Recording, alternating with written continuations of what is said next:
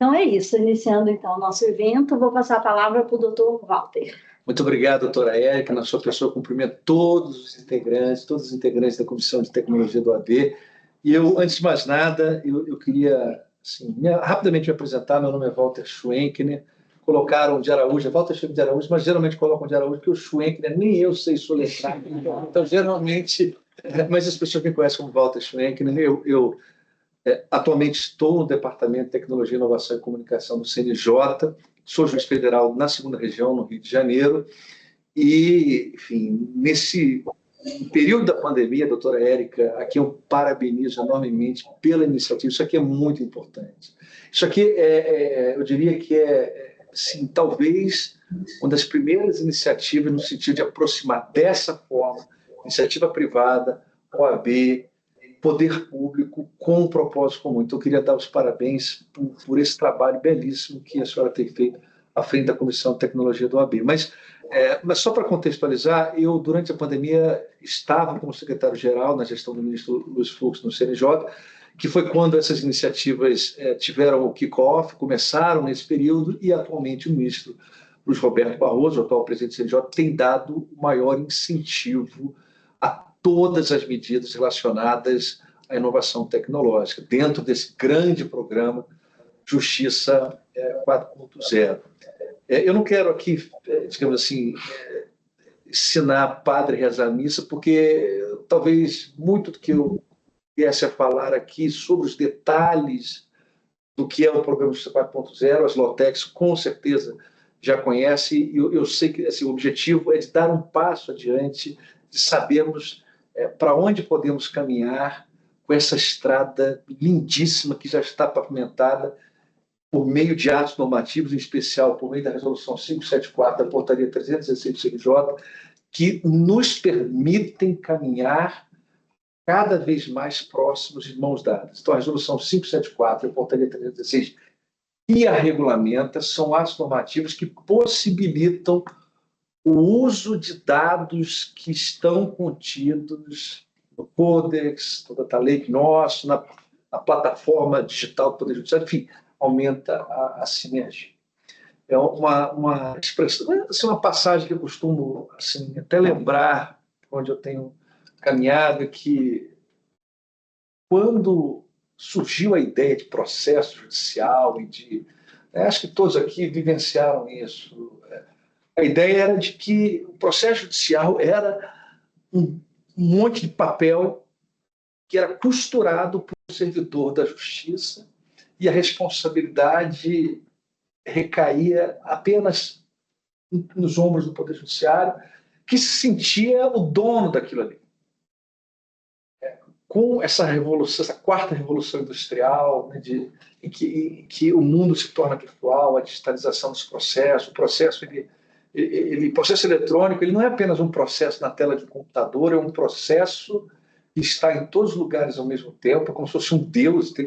A teoria da unicidade está presente nele, a gente pode acessar de todos os lugares ao mesmo tempo, e o que é o mais importante, nos permite extrair dados para a formulação de políticas públicas e, no caso da advocacia, para que os advogados e advogadas possam melhor desempenhar as suas atividades, porque é impensável hoje em dia virar as costas para a inteligência artificial no exercício da advocacia, virar as costas para a importância que os dados contidos no processo judiciais podem nos ajudar, até para você saber qual é o nicho, qual é a probabilidade de êxito. Cada vez mais os clientes dos advogados vão exigir isso do profissional.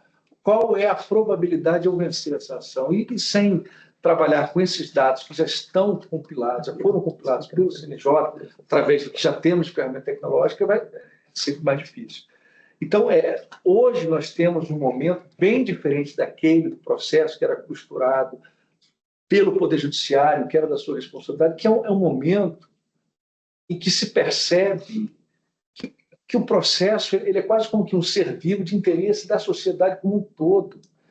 É tão importante para o AB, quanto para o Poder Judiciário, quanto para o Ministério Público e a Defensoria Pública, que o processo eletrônico funcione e que ele nos possibilite identificar informações que são valiosíssimas. Quantas empresas hoje em dia assim, se sustentam, pagam os seus empregados, vivem nesse mercado com as informações obtidas nos dados. Então, era essa mensagem inicial que eu queria destacar, porque, para mim, assim, é um momento disruptivo, uma virada, e a gente está vivendo isso. Daqui a 10 anos, a gente vai se lembrar no passado. Lembra quando as instituições não dialogavam a respeito da melhor forma de os dados existentes nos processos serem minerados e explorados?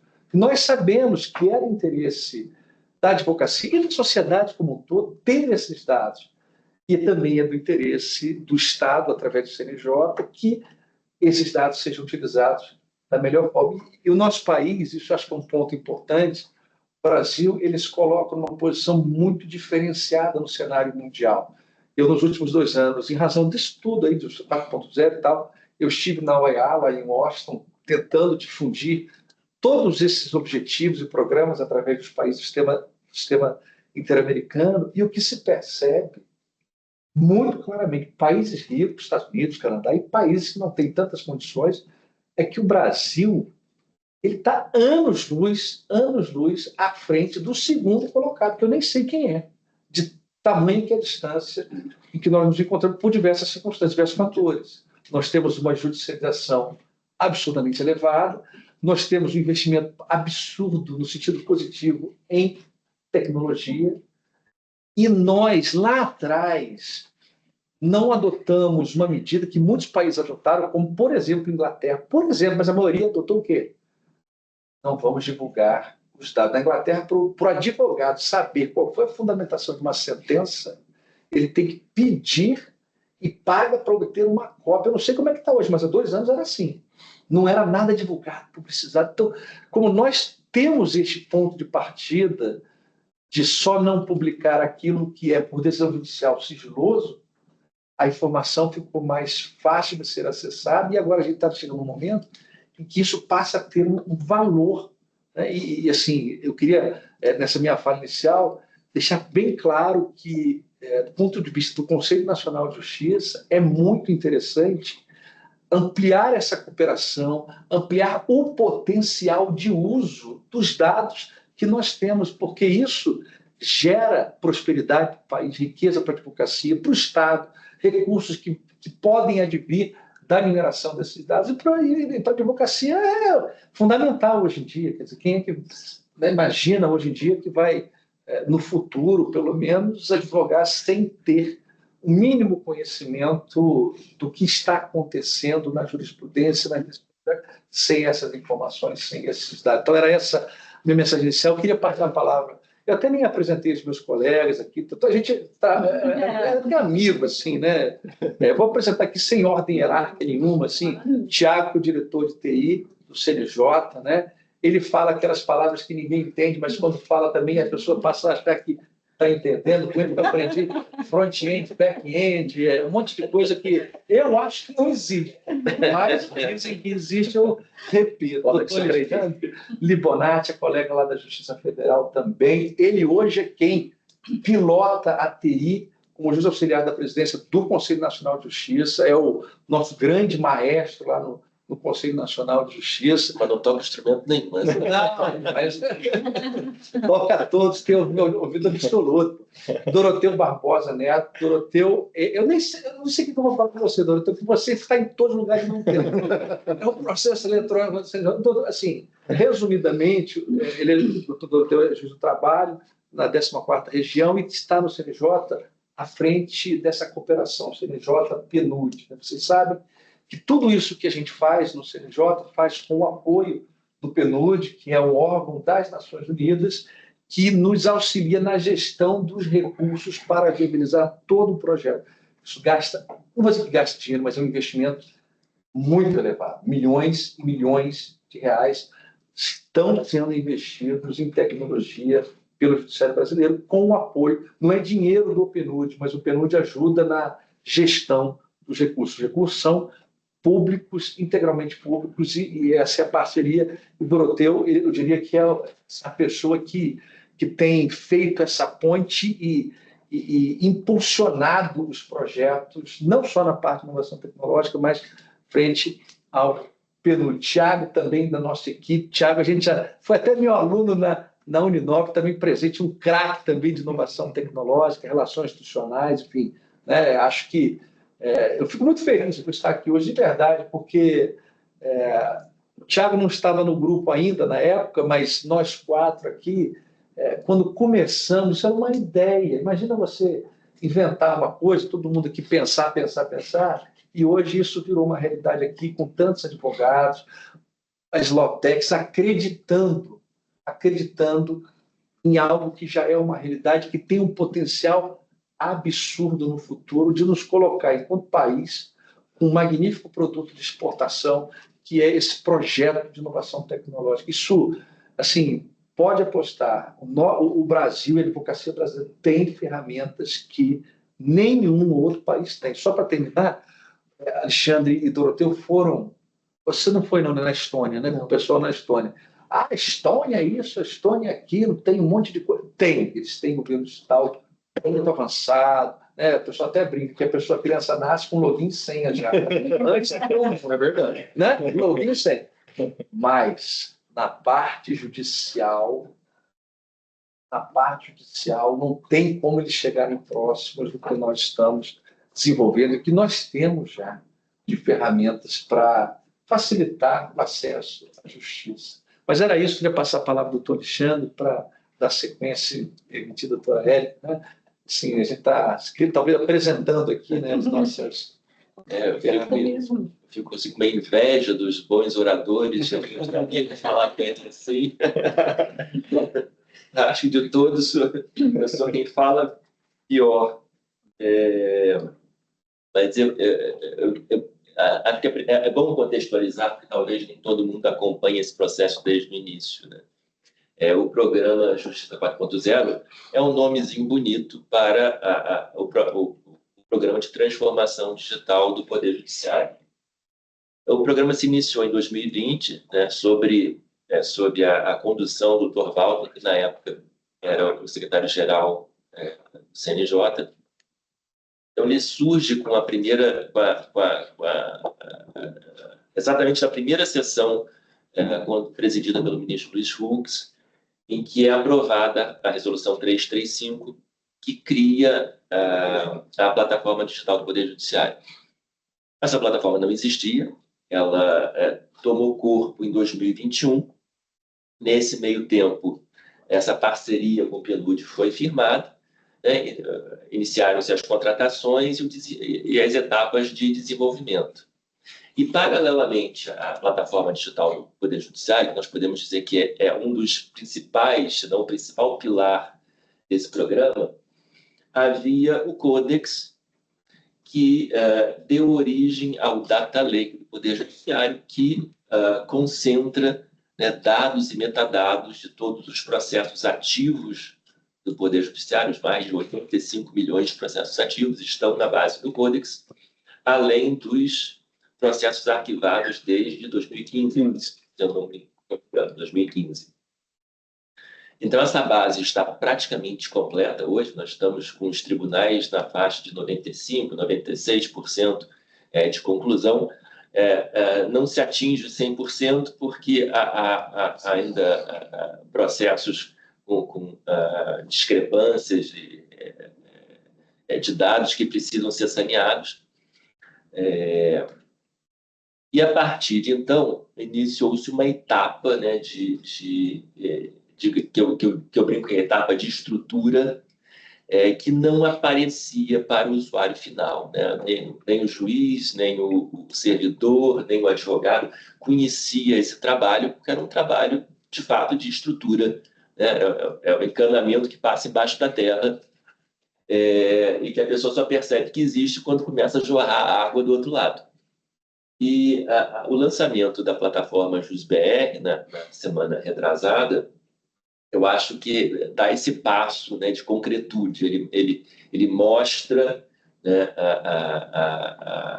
dá a cara daquilo que estava sendo feito por debaixo dos panos.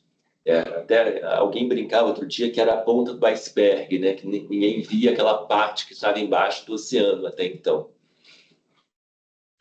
Quando a BDPJ foi lançada, isso ainda em 2021, 2022, nós instituímos um grupo no CNJ, que era, talvez vários que presentes nessa reunião tenham participado, é um grupo de trabalho para verificar a possibilidade de auxílio da iniciativa privada. Nós já antevimos como essencial essa participação, porque o CNJ não nasceu para e nem tem condições de ser o provedor de serviços para o judiciário, muito menos, né, para a advocacia. E nem, né, o papel do CNJ substituir a iniciativa privada nesse mercado de potencialidades as mais diversas. Então, nós constituímos esse grupo de trabalho. Ele foi conduzido, na época, pelo advogado Alexandre Zavalha, de São Paulo. Foi apresentado um relatório final, e esse relatório final ele coincidiu com o fim do mandato do ministro Luiz Fux. Então, ele não teve andamento na gestão seguinte, mas foi retomado agora sob a batuta do ministro Barroso.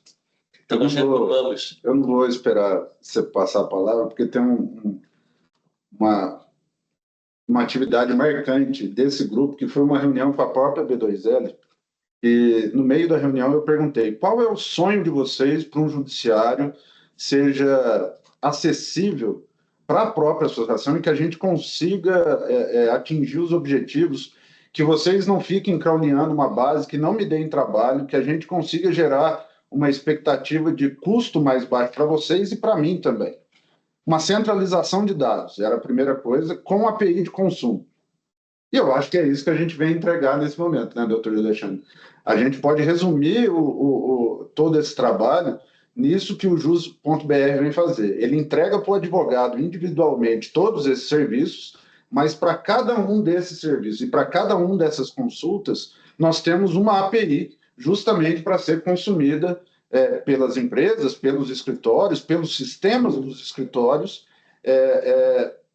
e para isso a gente fez. Então, a gente levou muito em consideração esse relatório, e eu lembro claramente, eu esqueci o nome do integrante da B2L, que eu falei...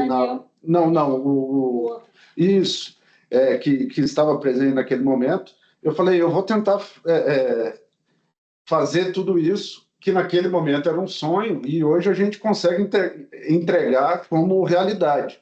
Então, para cada um desses pontos que a gente vem falar hoje, seja uma central de comunicação, seja o peticionamento intercorrente integrado, seja a busca processual por CPF, CNPJ, número de processo ou OAB, nós temos uma API de cliente, de usuário ou de serviço a ser disponibilizado para as senhoras e para os senhores.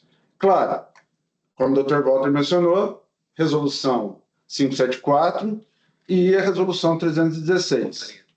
Portaria 316. Justamente porque, pelo assunto que o Dr. Libonati falou, nós não temos vocação para ser provedor de serviços, e o segundo ponto, nós não temos recursos para ser provedor de serviços. Obrigado, doutor Alexandre. Essa questão dos recursos, né, ela é muito... não pode sair da mesa, né? O CNJ, antes de vir para o CNJ, eu achava que o CNJ tinha um orçamento gigantesco e ele é muito pequeno.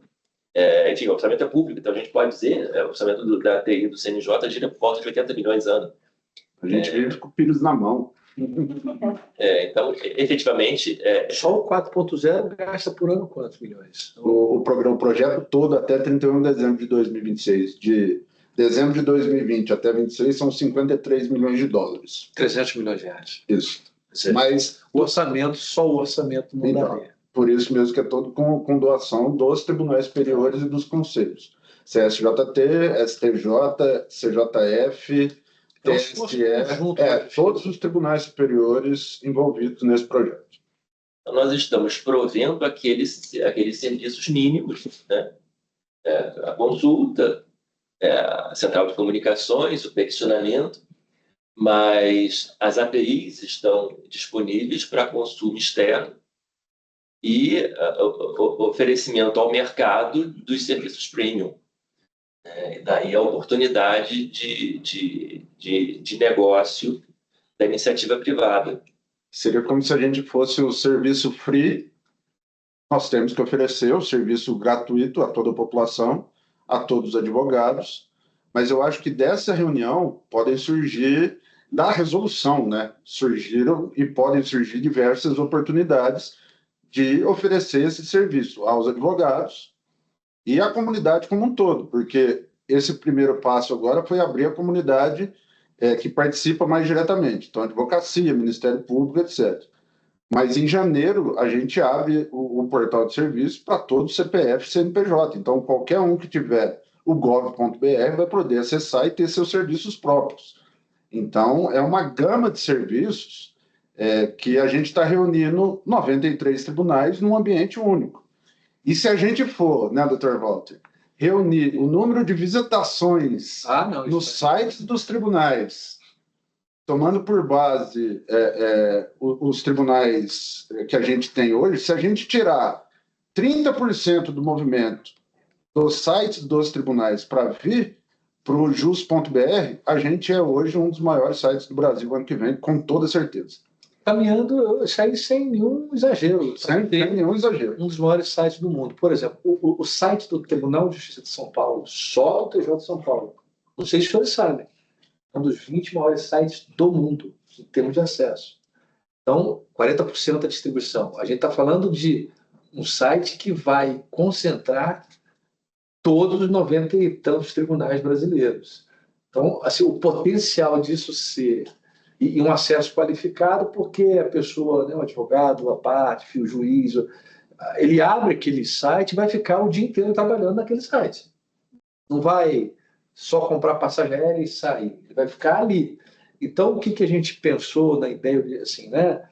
Imaginem ali uma espécie, até sediando a PDPJ, uma espécie de Apple Store do Judiciário, em que empresas podem disponibilizar gratuitamente uma versão que não seria a Premium, mas ela vai ter potencial de, ao sediar o serviço básico no Jus.br, na PDPJ ali dentro, e oferecer, aí é com ela, né? Oferecer mais serviços em time. Então, eu acho que isso é algo interessantíssimo para a advocacia, interessantíssimo para as Maltecs, e do ponto de vista do judiciário, claro que ajuda no incremento dos serviços que são disponibilizados. Nós teremos mais serviços aos advogados, às partes, enfim, coisas que a gente nem sabe do que está falando, mas, né, e nem o CNJ vai ter essa arrogância de imaginar que vai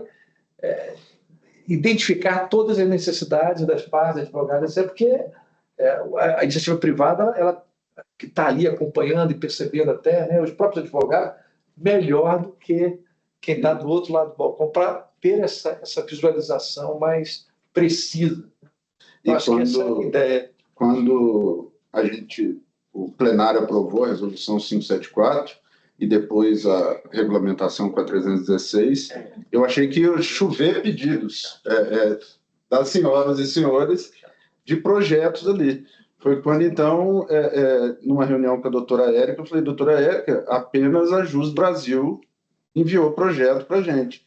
E aí eu falei, vamos nos reunir com as Lotecs e com os advogados, que eles precisam saber desse movimento, até para estimular a produção de conteúdo para dentro do escritório, para o advogado e para todo esse ambiente de consumo, de uma forma ordenada que a gente está criando. Que a gente está tentando criar um ambiente sustentável. A gente conseguiu coligar todos os tribunais. Disseram que isso era impossível.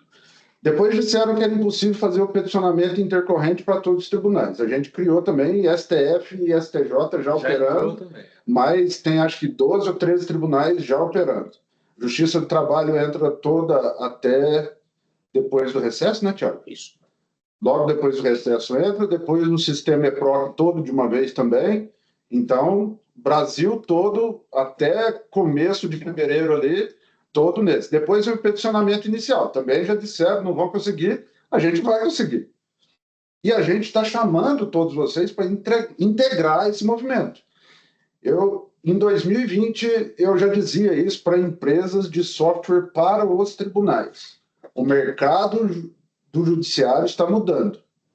Quem não acompanhar esse fluxo pode ficar fora. Pode ficar fora. E não é isso que a gente quer. A gente quer trazer todo mundo junto. Porque a gente sabe que sem as empresas, sem a iniciativa privada, a gente não consegue se sustentar sozinho. Então, é uma parceria público-privada informal que a gente está fazendo aqui por meio de uma resolução formal. Então, como o CNJ tem o poder regulamentador primário ali das funções do judiciário, eu acho que a resolução 574, e ela demorou para sair, né, Nicolete? E demorou porque é inovadora. E ainda há muito preconceito dentro do próprio judiciário quanto à liberação de dados, apesar desses dados serem públicos, né? A resolução 121, né? 121. É de 2010. Ela já diz quais dados são públicos, podem ser disponibilizados, mas ainda existe muito preconceito. Então, demorou, de fato, para sair um ano de tramitação, mas saiu, logo em seguida foi regulamentado.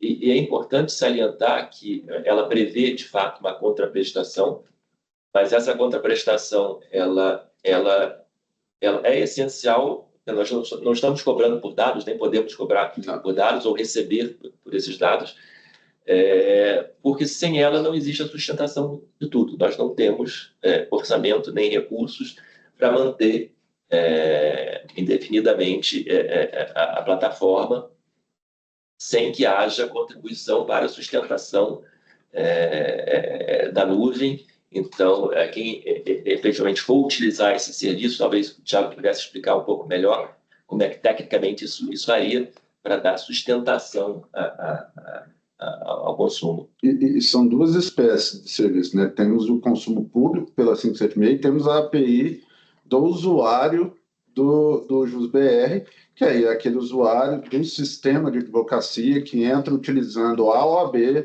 e aí tem acesso, aí sim, a todos os dados que o advogado tem. Porque dentro do JusBR você não vê apenas a movimentação. É como se você estivesse dentro do sistema processual do tribunal. São todas as peças do processo, todos os movimentos do processo pesquisados, todos por OAB, CPF, CNPJ. Exceções, processos criminais, que você só consegue pesquisar pelo número do processo, mas que já é praticado assim nos próprios tribunais, e os processos trabalhistas, que são da mesma forma, são pesquisados pelo número do processo, utilizando a OAB. Né, que as camadas, tanto a lista suja trabalhista quanto a lista suja criminal antes da condenação criminal transitada em julgado. Mas o que é? Ele é como se fosse um grande tradutor, né? A gente pega todos esses sistemas, coloca num lugar só, mas a gente repete a regra negocial do próprio sistema. Mas a gente coloca num só lugar e disponibiliza num só lugar. Tiago, como que... É importante falar dessa parte de contraprestação, né? Sim, claro. Sustentação financeira.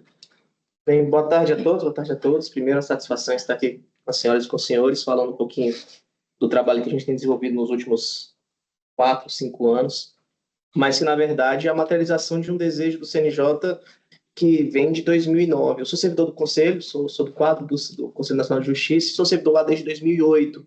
E desde 2009 há iniciativas lá com o ministro Gilmar, depois com o ministro Peluso, o ministro Joaquim Barbosa, Lewandowski, todos eles tinham uma ideia de criar o que se chamava anteriormente de Central Nacional de Processamento Unificado, CENIP. Já teve vários nomes, várias ideias, vários desejos, mas eu acho que os últimos 15 anos nos permitiram trazer a evolução tecnológica, nos trazer a maturidade que se esperava para alcançar o que se tem hoje. E o que é que se tem hoje? Quando a gente começou essa ideia lá em 2009 de ter uma central única de consulta processual, a ideia é que você tivesse uma plataforma central onde, a partir da consulta, eu pudesse disparar essa mesma consulta aos todos os sistemas processuais e consolidar as respostas para que a gente pudesse ter um resultado unificado. E a gente percebeu desde lá que isso não seria viável. Então, a gente vai evoluindo, o doutor Alexandre falou sobre Codex, sobre Data Lake, mas, na verdade, tentando simplificar um pouco e fazendo jus ao que o doutor Walter disse de tentar traduzir os termos de TI, a ideia é que a gente tivesse um grande, e usar um pouquinho também da expressão do doutor Alexandre, a ideia é criar um grande encanamento. Então, a gente construiu algumas pontes de comunicação de todos os sistemas processuais do país. Estamos falando de EPROC, de SAGE, de PROJUDE, de PJE, de Tucujures, de todos os sistemas processuais que existem no país. A gente criou um encanamento de recebimento de informações e documentos processuais. Então, a grande verdade hoje é que o CNJ tem centralmente, na sua própria infraestrutura, uma base de dados de mais de 270 bilhões de processos e de mais de 10 bilhões de documentos. E quando eu falo 10 bilhões de documentos, eu digo inteiro o teor destes documentos, o documento binário, o PDF, o HTML, daquilo que foi produzido no sistema processual da ponta, e como texto extraído também, para aquelas petições antigas que foram digitalizadas, na época que se digitalizava demais as petições e as próprias decisões, a gente também tem um texto extraído. Isso nasceu lá em 2016, como uma ideia inicial de ter um grande lago de dados, e por isso o termo Data Lake, ter uma central única de informações processuais, para que a gente pudesse fazer políticas públicas para o CNJ baseada em dados, para que a gente pudesse pensar em novas políticas, em novas resoluções, em novas estratégias para o Poder Judiciário baseadas nas informações que já eram recebidas, mas acabou se tornando uma grande realidade para uso como serviço. E aí a gente chega ao ano de 2024, onde a gente tem uma realidade de quando uma petição é juntada no TJ do Acre, em menos de 10 minutos essa base central já tem essa informação da juntada do documento, da movimentação que foi lançada e do próprio documento nessa base centralizada. Isso tanto para as petições externas, também como para os atos proferidos pelo próprio Poder Judiciário. Então a grande verdade hoje é que eu tenho essa grande base e chega-se à próxima fase. Eu consegui juntar essas informações centralmente num tempo de latência que a gente chama, ou seja, entre o lançamento da informação do sistema processual e o recebimento central, eu consigo fazer isso no tempo que é adequado para uso como serviço. E o que a gente faz? A gente traz para o jogo a ideia de construção de APIs, que nada mais é do que funcionalidades de serviços que permitem o acesso aos dados. Então, a gente criou a ideia do JusBR, já é uma modernização, mas a ideia anterior do portal de serviços nada mais era do que prover algumas APIs bases para aquelas funcionalidades que são as mais utilizadas ou de integração entre os entes externos e o Poder Judiciário. E quando eu falo funcionalidades, estou falando consulta processual, consulta a expedientes e prazos e peticionamento. Basicamente, toda a atividade de interação entre a advocacia, principalmente, e o Poder Judiciário se dá basicamente, a interface de comunicação se dá por essas operações. Consulta de informações, consulta de prazos, respostas dadas e peticionamentos enviados. Então, a gente cria as APIs e cria uma interface para o usuário final que tem acesso a essas APIs. Então, hoje, o JusBR nada mais é do que um grande portal com acesso integrado e centralizado, onde você pode consultar todos os seus processos, inclusive processos outrem que sejam públicos, e aí resguardadas as regras de negócio que o doutor Doroteu já bem citou anteriormente. E por que a gente criou um portal e essas APIs? Num primeiro momento, a gente criou as funcionalidades para que todo advogado, desde pronto, já saiba e possa utilizar na sua advocacia particular, mas a grande sacada é você poder ter essas APIs para que as legal techs, para que as law techs, para que a iniciativa privada possa entrar no jogo e construir soluções que fiquem do lado de lá do balcão. Para a gente criou um mecanismo de comunicação entre o Poder Judiciário e o sistema de advocacia. O Poder Judiciário continua trabalhando com seus sistemas processuais, lá na ponta o magistrado continua proferindo suas decisões da PROC, continua proferindo suas sentenças no PROJUDE, no PJE, no sistema processual do tribunal, e do lado de lá do balcão, do lado da advocacia, há uma grande capacidade agora, sem ter que fazer raspagem de dados, sem ter que ficar fazendo robozinhos para obter informações, e tendo uma informação central confiável, de poder construir soluções do lado de cá, para aquelas necessidades que são exclusivas da advocacia, que são exclusivas do setor privado e que não tem necessariamente necessidade de interação com o Poder Judiciário. A gente cria essa ponte. Assim como dentro do Poder Judiciário a gente cria, com toda essa história de Codex, Data Lake, PDPJ, JusBR, Portal de Serviços, a gente cria uma ponte de comunicação entre os sistemas processuais de forma centralizada no CNJ. Para a advocacia, o JusBR é essa mesma ponte. É uma ponte para uma pergunta que sempre me fazem quando eu estou explicando esse ponto da centralização é qual a periodicidade da atualização. Se você puder explicar já também, eu tenho certeza que essa pergunta vai vir. Sim, como eu disse anteriormente, a gente tem um agente infiltrado em cada um dos tribunais. A gente tem o doutor Fábio Porto, que também fez parte da gestão Fux, usava um termo que eu gosto bastante, a gente tem instalado em cada um dos tribunais o que a gente chama de um chupa-cabra. A gente tem um carinha que está ao lado das bases processuais dos sistemas, que toda a informação que é chegada lá é trazida para nós e posteriormente disponibilizada a vocês. O tempo máximo que a gente tem hoje de latência, esperado por parte dos tribunais, entre o lançamento da informação e a centralização, é de 10 minutos. E a operação reversa, a gente está trabalhando na casa de segundos. Ou seja, lançou a informação no sistema processual, em até 10 minutos, ela está nessa base central disponível para consulta, e aquilo que é produzido aqui para ser devolvido aos sistemas processuais, os peticionamentos que são lançados no portal por meio da tela ou das APIs, ele tem a expectativa de, em menos de 1 minuto, já estar lá disponível para o magistrado fazer a apreciação daquela petição, por exemplo, aquele prazo que foi encerrado, aquela petição que foi juntada. A gente tem um monitoramento online disso. Hoje, pela manhã, a média nacional estava em 2 minutos e 18 segundos. De qualquer petição disponibilizada no Brasil, ou qualquer decisão, chegar na nossa base centralizada. Então, 2 minutos, 18 segundos. E como isso é tão importante para a nossa política pública, faz parte dos nossos processos de acompanhamento, monitoramento e incentivo aos tribunais que esse tempo diminua. No próximo ano, a gente sempre tem o poder de incentivar os tribunais, isso é uma coisa do Poder Judiciário, do CNJ, a gente incentiva os tribunais a promover determinadas políticas pelo que a gente chama de prêmio CNJ de qualidade. Os tribunais viram diamante, viram ouro, excelência. E um dos critérios que a gente usa para poder premiar os tribunais é quão mais rápido ele consegue mandar informação para a gente. Então, esse ano, o limite do melhor prêmio era 10 minutos. Para o próximo ano, a gente está baixando para 1 minuto. A gente tem a iniciativa ambiciosa de que, no final do próximo ano, o tempo de latência média, tanto para a ida quanto para a volta, seja abaixo de 1 minuto. Então, resumindo, sobre uma perspectiva de tecnologia, a ideia é criar um ambiente favorável para acabar com essa proliferação de robôs que acabam sendo um problema para a advocacia, para as legal techs que têm que ficar atualizando seus programinhas para toda atualização que sai do produto, para o novo CAPTCHA que sai, acabar com essa necessidade que também é muito onerosa ao Poder Judiciário.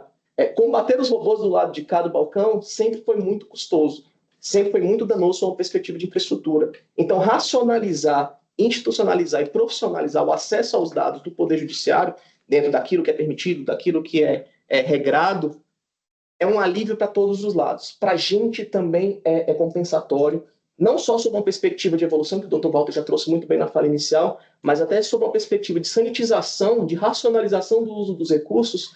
O caminho da via única, para a gente, é bastante interessante, que faz com que vocês não tenham que construir muitas coisas do lado de lá para poder ter dados e depois consolidar, e a gente do lado de cá consegue ter uma frouxidão um pouco nos consumos, a gente consegue ter um respiro do lado de cá, uma preocupação a menos sobre a perspectiva de robotização em cima das nossas aplicações e serviços. Eu estou lendo as perguntas ali.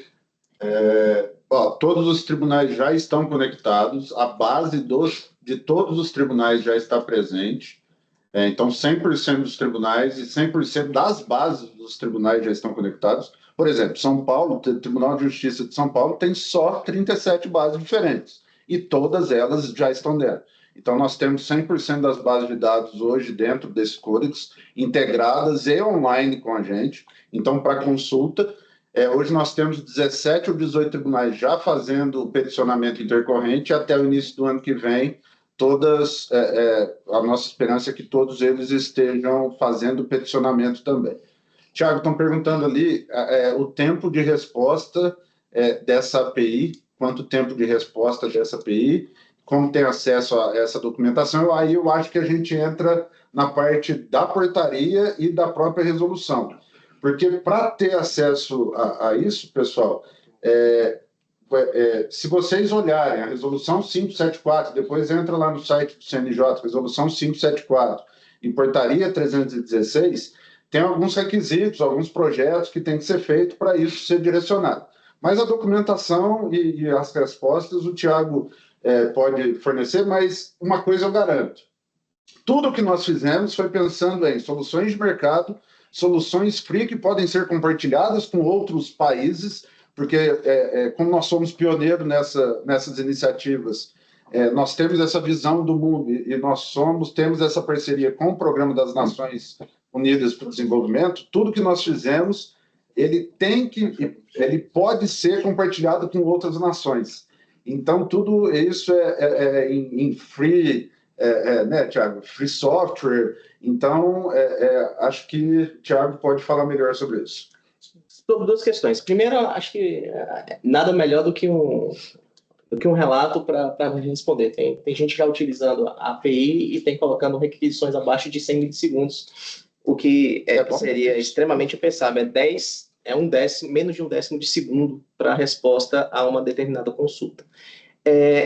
Os tempos de resposta são muito rápidos por duas questões. E aí eu vou falar tanto dos tribunais para cá, para a consulta processual, como daqui para os tribunais, que é o peticionamento. Dos tribunais para cá é rápido porque a gente não tem a consulta descentralizada. A base já está unificada, então a consulta é numa base local. Então o tempo de resposta é o tempo de uma consulta local. Por isso esse tempo de resposta dito pelo Euclides, por exemplo. Na resposta, a gente teve a preocupação de garantir que todas as aquisições feitas por portal de serviço para fim de peticionamento, por exemplo, aconteçam de forma assíncrona. Então, quando o advogado peticiona no portal de serviços, eles têm uma garantia de entrega do CNJ com um recibo protocolado do CNJ, garantindo que aquela petição será entregue ao tribunal. Então, mesmo que o sistema processual, na ponta, o EPROF, o ESAG, o PJE, o PROJUDE, estejam indisponíveis no momento do peticionamento, a gente consegue fazer um armazenamento local do peticionamento realizado e a gente vai ser responsável de forma assíncrona a fazer a entrega do peticionamento no sistema. Em média, tem demorado menos de 1 minuto entre o procedimento de juntada no portal de serviços e a entrega no sistema processual. Mas, independente disso, a resposta para as APIs, por exemplo, também se dá na casa de milissegundos. Em relação ao formato de acesso, a resolução fala sobre isso. Para não se fazer um acesso unicamente público nesse primeiro momento, até para a gente entender aonde o mercado vai, como que o mercado vai se comportar em relação a isso, a gente está trabalhando com um procedimento de cooperação. Então, à medida que a gente inicia a cooperação com as Lautecs, com a iniciativa privada, com as empresas, a gente passa a disponibilizar clientes, usuários, senhas, manuais, links de documentação, para que a cooperação possa acontecer. A gente tem um site público de documentação que já pode permitir muita coisa de consulta, que é a docs.pdpj.jus.br. Acho que depois a gente pode colocar no chat da reunião também o link. docs.pdpj.jus.br. Aí responde aquela pergunta: se existe algum procedimento, né, então, mas o padrão para Isso. Lautecs fazerem parte Então, do .br. o procedimento, essa é a documentação básica. Mas, respondendo você, Bruno, como o Thiago falou, fazer um ACT, um acordo de cooperação técnica com o CNJ, formal, instituir ali, porque ali vai ter o plano de trabalho que vocês pretendem, e com isso a gente coloca todos no mesmo ambiente. Então, tem um procedimento padrão do CNJ a ser seguido, que aí seguimos a resolução 574, a portaria 316, deixando todos na mesma condição. Então, todo mundo assina, o ministro Barroso assina o ACT com todas as empresas de interesse, tem a manifestação do DTI, se aquele projeto é de interesse, o presidente se manifesta em relação a isso, e não é um procedimento complicado, porque já temos um fluxo pré-determinado dentro do CNJ para ele. Já temos o padrão lá definido. A informação da documentação está ali naquele site. A básica. Depois disso tem a documentação de segurança. Está tudo lá no site. Né? Tem uma série de demonstração de segurança, como que vai ser, como que a retribuição disso por parte da Lautec, se vai ser por serviço, se vai ser pagamento por ticket direto na nossa nuvem. Tem uma série de possibilidades que aí vai de cada uma delas de fazer o seu projeto ali. Não é isso, doutor? Boa noite. A portaria 316, de 20 de setembro de 24, ela tenta regulamentar todo o procedimento obviamente que como nós só fizemos um acordo de cooperação até agora, que ainda não foi assinado, está em vias de ser assinado, justamente com a Ajus Brasil, então dúvidas podem surgir. O procedimento está pensado, mas ainda não está sedimentado, né? Então essa sedimentação virá com o tempo. Mas, a princípio, trata já de todas as etapas da celebração do acordo, a elaboração do plano de trabalho e disponibilização das APIs. Eu posso tirar uma dúvida, doutor? Claro. Então, pelo que eu entendi, não existe um valor fixo para acesso das informações via API. Isso vai ser um acordo de cada Alotec com o CNJ para fazer Não, isso. uma ótima pergunta. Inclusive, quando eu havia passado a palavra ao Thiago, eu pensei que ele fosse tocar nesse assunto, né? Existe o pagamento pelo consumo dos dados, que o CNJ não pode receber recursos, então quem for consumir os dados paga pelo consumo desses dados, pela infraestrutura dos dados, diretamente ao broker da nuvem. Então, a possibilidade de bilhetagem direta. Então, nós não... Essa bilhetagem direta, ela vem... Por que o CNJ não cobra como outros tribunais cobram, por exemplo? Porque nós temos um problema do limite de caixa. Se nós recebemos o CNJ esse dinheiro, eu tenho ali que devolver para a União esse dinheiro, que eu trabalho com limite. Então, a negociação é direta com o nosso broker. Então, a depender do consumo da Alotec e no preço do contrato, né? Não tem nenhum preço especial, é na nossa condição de contrato que ele vai pagar como se fosse o CNJ. É como se ele se colocasse no nosso lugar para fazer o pagamento daquela questão de consumo que ele está consumindo em nosso lugar. É somente isso. É somente para manutenção, realmente. Não tem auferir lucro. Esse broker já está definido? Já tem contrato definido, preço. Quem quiser pode entrar em contato com o broker para saber como acessa o código da API. Não, hoje, sobre a questão da documentação e acesso, tudo é com o próprio CNJ. A parte de comunicação, a parte posterior, tem duas questões que são tratadas na reunião. Uma coisa é a compensação financeira para o acesso às APIs, onde a gente vai, de uma determinada maneira, tentar trazer sustentabilidade sobre a operação de infraestrutura. Não estamos falando de projeto, de dados, estamos falando somente para poder armazenar essa informação, a gente guarda todos esses dados numa nuvem privada. E essa nuvem privada tem um contrato nosso que tem um custo mensal.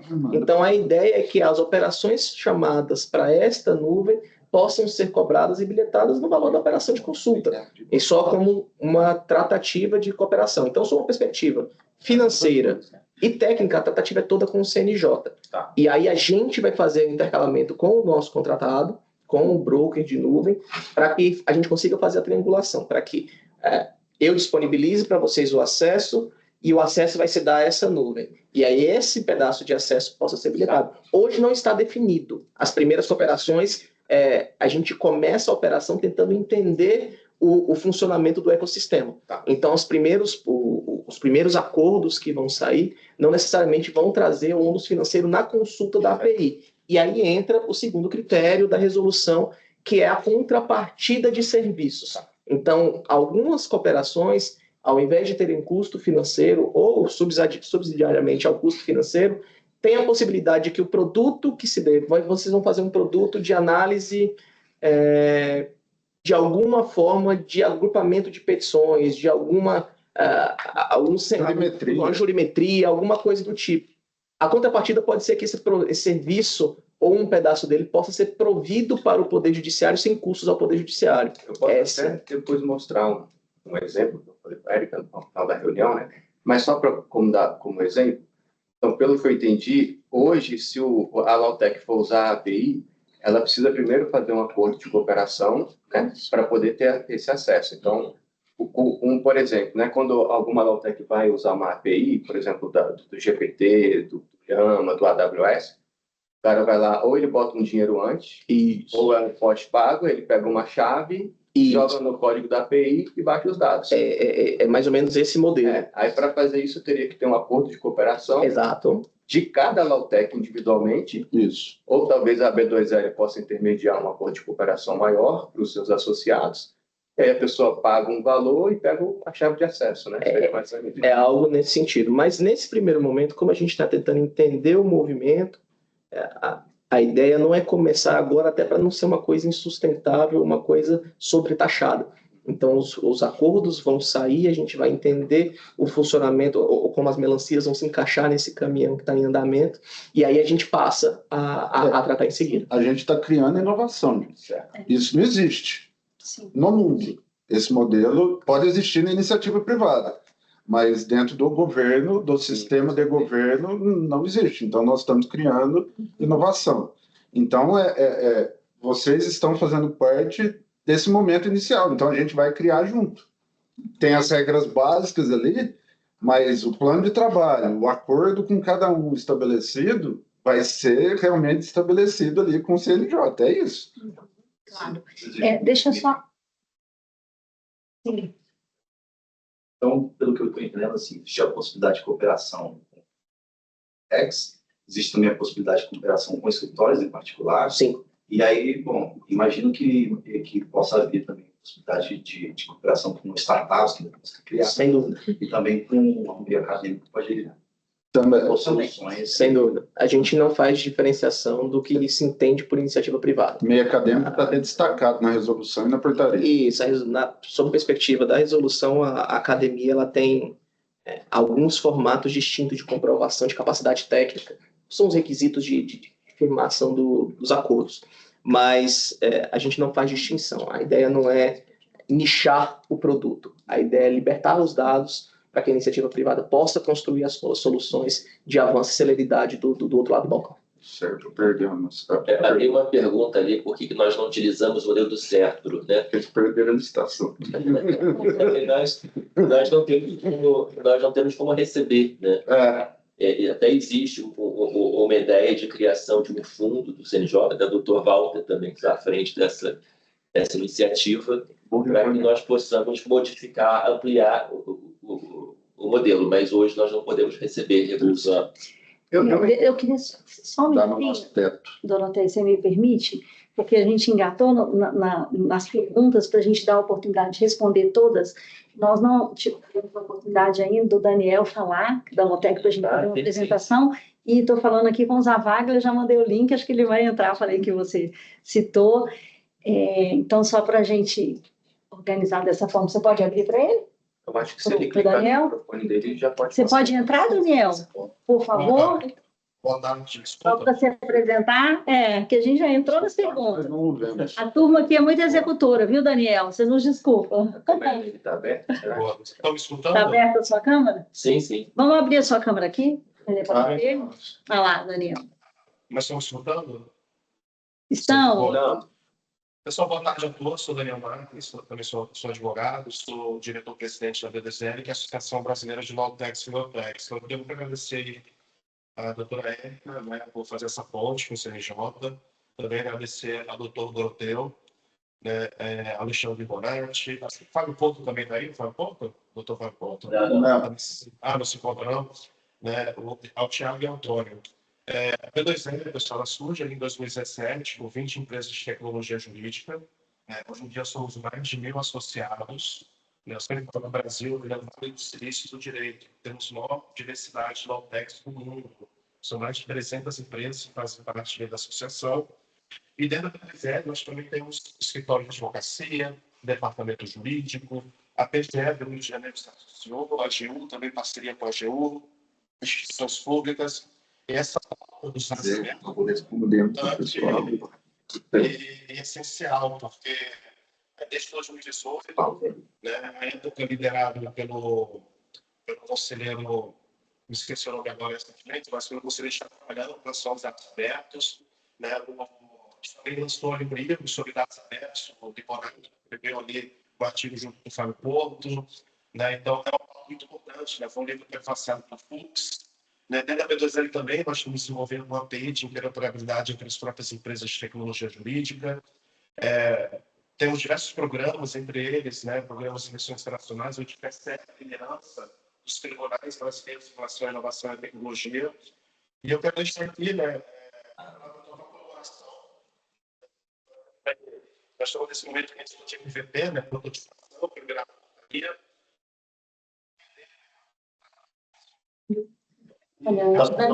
Daniel. Peraí, Daniel, A só um internet pouquinho. dele está instável. Acho que a sua internet está instável. Porque aqui está estável, né? Tá. Sim. Deixa eu avisar. Essa melhorou aqui. Desativar o vídeo, não é isso? É. Tenta desativar o vídeo.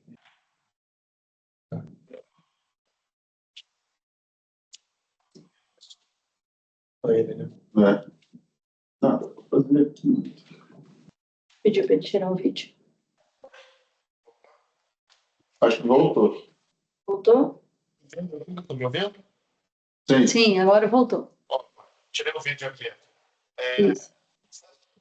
Né, assim, nos colocamos, né, enquanto a B2L em total disposição para a criação desse modelo, dessa interoperabilidade, dessa prototipação, que eu acho muito importante, né, de prototipar, entender o mercado, né, ver como poderemos gerar esse fluxo também, solicitação por projeto, acho que seria importante também, porque a gente está falando de mais de 300 empresas. E novamente, parabenizar, né, pela iniciativa. Os dados abertos era essencial, né, a justiça aberta, quem não se integra acaba se desintegrando, né, e o judiciário brasileiro liderando, né, essa iniciativa de inovação e tecnologia para promover a interoperabilidade dos dados. Então, muito obrigado pela parceria, muito obrigado por ir reunir. Surgir dúvidas também, de repente a gente não vai conseguir suprir todas as dúvidas, mas nós podemos criar do nosso lado aqui um formulário para que possa ser enviado as dúvidas que não foram respondidas aqui. E também pensar como é que a gente pode estar ajudando, né, a intermediar esse projeto. Tá bom? Muito obrigado a todos aí e uma excelente reunião. Daniel, nós que te agradecemos, viu? Graças a você, nós conseguimos reunir essa equipe. Estamos 152 pessoas, né, nos ouvindo. Então, devemos a você, né, essa parceria que você faz, esse trabalho incrível no país todo. Então, nós que te agradecemos. E como os integrantes do CNJ disseram, esse trabalho ele é novo, completamente novo, então está sendo construído agora. Então, acredito que muita coisa vai surgir fruto das dúvidas que vocês tiverem, dos advogados, dessa interação. Então, que bacana que o CNJ está podendo disponibilizar isso, e a gente está participando desse início desse movimento para a gente também conseguir contribuir juntos, né? Então, é isso aí, vamos caminhar e organizar da melhor forma possível para não passar tanto tempo de reuniões, né, nós somos da comissão de gestão, então nós temos essa marca de tentar pegar no pé e todo mês reunião e toda semana para fazer que a coisa aconteça, porque o time passa e a inteligência artificial está aí, e os advogados, a gente do lado dos advogados precisam saber dessa funcionalidade maravilhosa. Então nós estamos naquele trabalho de formiguinha junto ao AB para divulgar, porque as pessoas sequer sabem e estão, né, dia 20, entra o recesso e elas ainda estão escravas nos seus escritórios, junto ao PJE, junto às publicações, escritórios de massa estão sofrendo, porque tem, às vezes, publicações, 150, 200 publicações por dia, com um controle jurídico só. A pessoa mal tem tempo de respirar, de almoçar, porque ela tem que controlar tudo, entrar em todos os portais tribunais, corre risco de perder prazos. Então, assim, a realidade na advocacia, ela é muito triste até da gente acompanhar, mas, por outro lado, a gente tem que ser otimista. Que bom que vocês tiveram essa iniciativa, então, até... né, reitero os parabéns a vocês, e o Thiago eu não tinha tido a oportunidade de conhecer, só o Marcelo, que a gente fez várias reuniões presenciais e online com ele, dando dicas, tirando dúvida, entrando nas telas, falando, não, entra aqui, faz aquilo, mas parabéns pelo trabalho, vocês estão de parabéns mesmo, e só caberia ao CNJ, porque a gente entende a limitação do CNJ junto aos tribunais. Eu até lembro, numa das conversas, eu falei com o presidente Délio, ele falou, Érica, a gente tem um acesso ótimo junto aos presidentes dos tribunais, se vocês precisarem, nós colocamos à disposição fazer um trabalho, só que a gente entende essa questão de hierarquia, mas cabe ao CNJ mesmo puxar e juntar todo mundo, agregar todo esse trabalho para que toda a classe seja beneficiada mesmo. E as Lotecs que estão aqui, as empresas de software, o que a gente pensou, e até numa reunião nossa com a Marcela e com a Ana, a gente colocou essa questão do API, e o que nós pensamos? Há mais de 20 anos, pequenos, médios escritórios e grandes, há mais de 30 anos no Brasil, que a gente já fez uma pesquisa nesse sentido, já contrataram empresas de softwares com investimentos muito altos de pessoas, software, tecnologia, controladoria e controladoria jurídica, que é um volume muito grande de atividades e de processo para a gente controlar, catalogar e gerar as bases para gerar o controle dos prazos processuais. E aí entram as empresas de software. O que as empresas de software elas fazem? Elas fazem um trabalho enorme no escritório para catalogar, cadastrar processos, clientes, instâncias, incidentes, apensos, terceiros envolvidos, toda essa parte processual, para gerar este controle do prazo, porque o advogado cumpre prazo. Então, as empresas de software, elas trabalham muito dedicadas ao que os escritórios precisam. E aí, quando nós fomos apresentados ao portal, que a gente ficou encantado, maravilhados com a tela, e não é porque vocês estão aqui, realmente é um trabalho lindo, o portal está clean, o portal está fácil de acesso, a gente ficou, né, Ederson, lembra? A primeira vez que a gente foi apresentado, a gente ficou... eu até falei no dia com empresas de software, eu falei, olha, vocês precisam de ver o portal do CNJ. Eles falaram, Érica, mas quando vocês vão apresentar? Eu falei, não, calma, que a gente vai conseguir fazer isso. Mas aí, qual foi a nossa preocupação? Das empresas de software conseguirem entrar via API, para não perder todo esse trabalho de 10, 15, 20 anos, ou até os mais novos, porque os advogados novos, qual o cenário que a gente identifica? Para os advogados novos, eles que têm poucos processos, eles vão conseguir entrar direto pelo portal e depois, quando a advocacia for crescendo, eles vão contratar softwares. Mas os advogados que já estão constituídos em sociedades jurídicas e departamentos jurídicos de empresa também, eles já têm toda essa base catalogada e eles precisam diariamente deste controle, senão o escritório de advocacia ele quebra. Sabe o que é quebrar? Ele quebra, ele não sobrevive, porque ele perde o prazo, ele perde o cliente. Sim. Né? Então, em virtude disso, os softwares, eles já captam as publicações, eles já têm robôs, eles já se comunicam com Infocons, Advice, com várias operadoras de serviço que fornecem as publicações, e eles já têm pessoas dentro do escritório que vão até os PJEs da vida, né, vou colocar assim, que são vários no país, e já buscam aquela publicação, mas fazem um controle manual, ou a gente como consultor, ou a gente ajudando de alguma forma em planilha de Excel, distribui prazos às vezes por Gmail, quer dizer, uma loucura em escritório de advocacia. Então, esse portal, ele vai ser uma solução que vocês não têm, vocês têm ideia, claro, que vocês estão trabalhando, mas assim, o quanto isso vai melhorar a vida de toda a advocacia, é incrível. E aí, onde entram os softwares? Eles vão precisar desta API para eles unificarem os trabalhos que eles já fizeram, distribuição de prazo, workflow, a gente tem inteligência de prazo para prazos entre as equipes, revisor, IBASH, peticionamento eletrônico, juntar de documentos, custas, preparo, o que for, comunicação com o cliente, todo esse trabalho e funcionamento é criado pelos softwares, que estão, grande parte aqui hoje nessa reunião conosco, e distribuídos pelo país inteiro. Então, quando eles acessarem esse portal, eles vão poder se comunicar. E aí, o que a gente pretende? Que eles façam esse trabalho para não desperdiçar um trabalho que já foi feito, tanto pela controladoria quanto pelos softwares, que é um trabalho de investimento muito grande. Então, por isso o interesse deles. Nós estamos, nesse momento, falando dos softwares, mas fora isso, já existem empresas atualmente de inteligência artificial que está fazendo comunicação pelo WhatsApp com clientes. A parte documental está muito acelerada em IA também, então já tem muitas Lotecs e Legaltechs que já estão trabalhando juridicamente em diversos serviços, que vão também poder entrar e aproveitar as informações CNJ que estão disponibilizadas ali de uma forma muito mais rápida, porque ali vocês vão poder consultar todos os tribunais de todo o país, então o ganho de tempo vai ser absurdo. Então, eles vão ter muito interesse, né? Então, eu queria fazer esse adendo para a nossa realidade e para dizer um pouquinho sobre isso. Sim. E a ideia também, no final, depois que a gente respondeu as perguntas, Tem pessoas que já entraram no software, no portal, desculpa, a nossa linguagem é software, no portal de serviço, mas a gente pode mostrar também, viu, Daniel, para os que ainda não visualizaram, e abrir aqui, o que vocês acham? Abrir para eles visualizarem a tela, pode ser? Sim. Ah, o Zavaglia entrou, vamos cumprimentar o Zavaglia.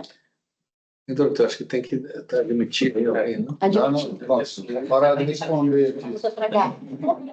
Eu chamei o Zavaglia e ele entrou.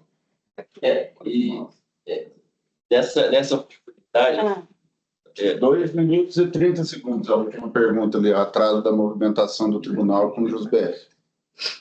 eu pedi para o Tiago Gontijo participar dessa reunião, e paralelamente a isso tudo, nós estamos com uma outra iniciativa de inovação, então não poderíamos deixar essa oportunidade para deixar de falar dessa outra iniciativa, que para ser efetiva dependerá da participação das empresas que trabalham com inovação. Então, Tiago, se puder dar uma palhinha do que está vindo por aí. Maravilhoso. Agradecer pela oportunidade ao ABDF, professor Walter. Professor, eu continuo nosso professor no doutorado, colega Xará, literalmente nome e sobrenome, Tiago Vieira, doutor Libonati, nosso líder no Justiça 4.0, e Doroteu. E doutora Érica, nome da UAB.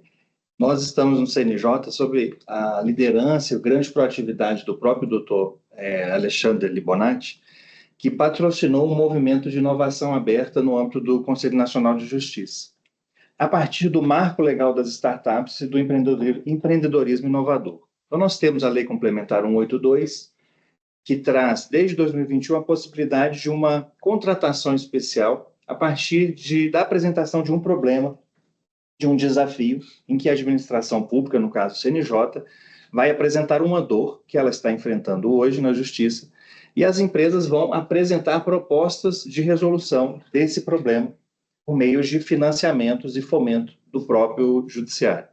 Então, nós constituímos, o ministro Luiz Roberto Barroso constituiu um projeto que foi instituído há 2 meses para que nós pensássemos um desafio de inovação, e isso foi concretizado agora no mês de dezembro, que ele tem uma relação direta com o JusBR. Então, a oportunidade, doutor Libonati, de apresentarmos esse desafio é o contexto que nós estamos apresentando o JusBR, e paralelamente, vai surgir essa oportunidade de inovação aberta no âmbito do JUS. E qual é, objetivamente, o desafio que vai ser apresentado ao mercado? Como é que o CNJ, no âmbito do JUS.br, pode promover uma gestão de atendimento aos usuários de maneira eficiente com o uso de novas tecnologias? Hoje, o JUS.br foi lançado de modo que o usuário, o cidadão, o advogado, ou mesmo uma LOTEC, quando ele tem uma dificuldade de acesso, quando ele tem uma dor ali de acesso, ou mesmo de login, ou nos serviços internos, ele vai precisar, hoje, neste momento, enviar um e-mail para o CNJ. Ou seja, é um processo praticamente manual de atendimento. E lá no CNJ a gente vai ter uma equipe que vai atender aquela demanda para saber qual está sendo a dificuldade. Mas percebam que o desafio é para desenvolvimento de um ambiente tecnológico de atendimento, que vai trazer um nível automatizado a partir de uso de novas tecnologias para ter uma eficiência e um atendimento, de fato, rápido, célere, personalizado e com o uso de uma linguagem que vai ser personalizada de acordo com o perfil daquele usuário, daquela pessoa que está acessando o JusBR. Tiago, só te interrompendo, aproveitando o gancho de uma das perguntas. O PDF tem o branco. A solução para esse problema não depende do CNJ, porque quem mandou aquele dado para o CNJ foi o tribunal. Então, nós vamos receber essa demanda, o que vamos fazer com ela? Então, o objetivo desse desafio é automatizar esse processo, identificar, isso aqui cabe ao CNJ resolver, eu resolvo, isso aqui cabe ao tribunal resolver. Então, eu caminho para o tribunal e tem que ter um mecanismo de controlar, saber se o tribunal respondeu. Excelente. Então, foi muito importante já ter surgido essa dúvida, que é uma demanda de um usuário, que, numa situação real, esse usuário formalizaria uma solicitação de atendimento.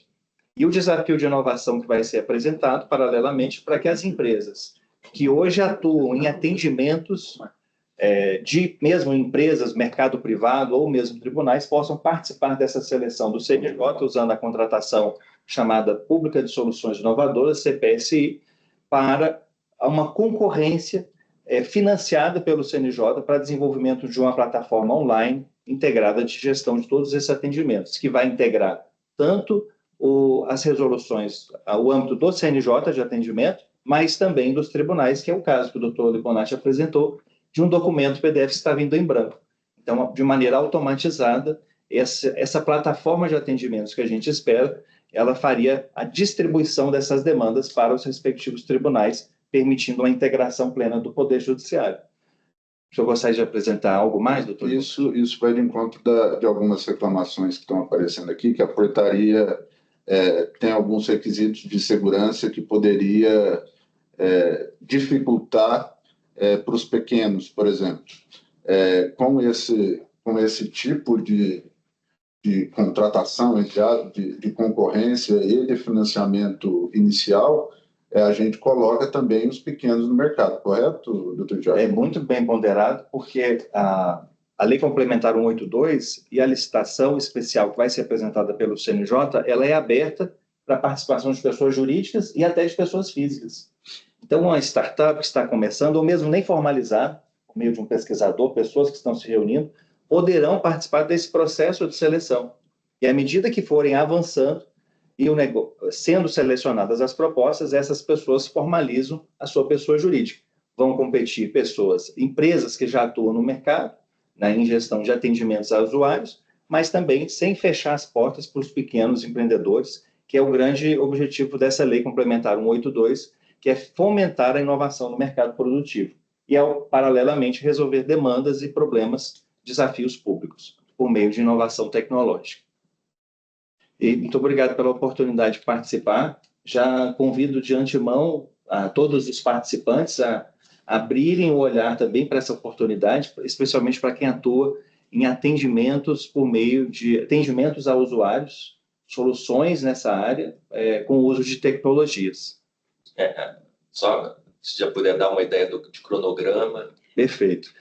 Isso que eu ia pedir também. Se quando sair o edital, você poderia nos passar, para a gente passar para essa base de dados e fazer também o lançamento do edital na OAB, porque é uma questão que a gente tem, acho que no país, né? Não é das instituições, é a questão de comunicação. Então, que a gente pode trabalhar para unificar essa comunicação, para as pessoas poderem participar, porque esse projeto é uma oportunidade incrível, que não precisa só ser CNPJ, pode ser um pesquisador, como o doutor Tiago apontou. Então, um projeto que vai beneficiar muito a classe e é uma super oportunidade.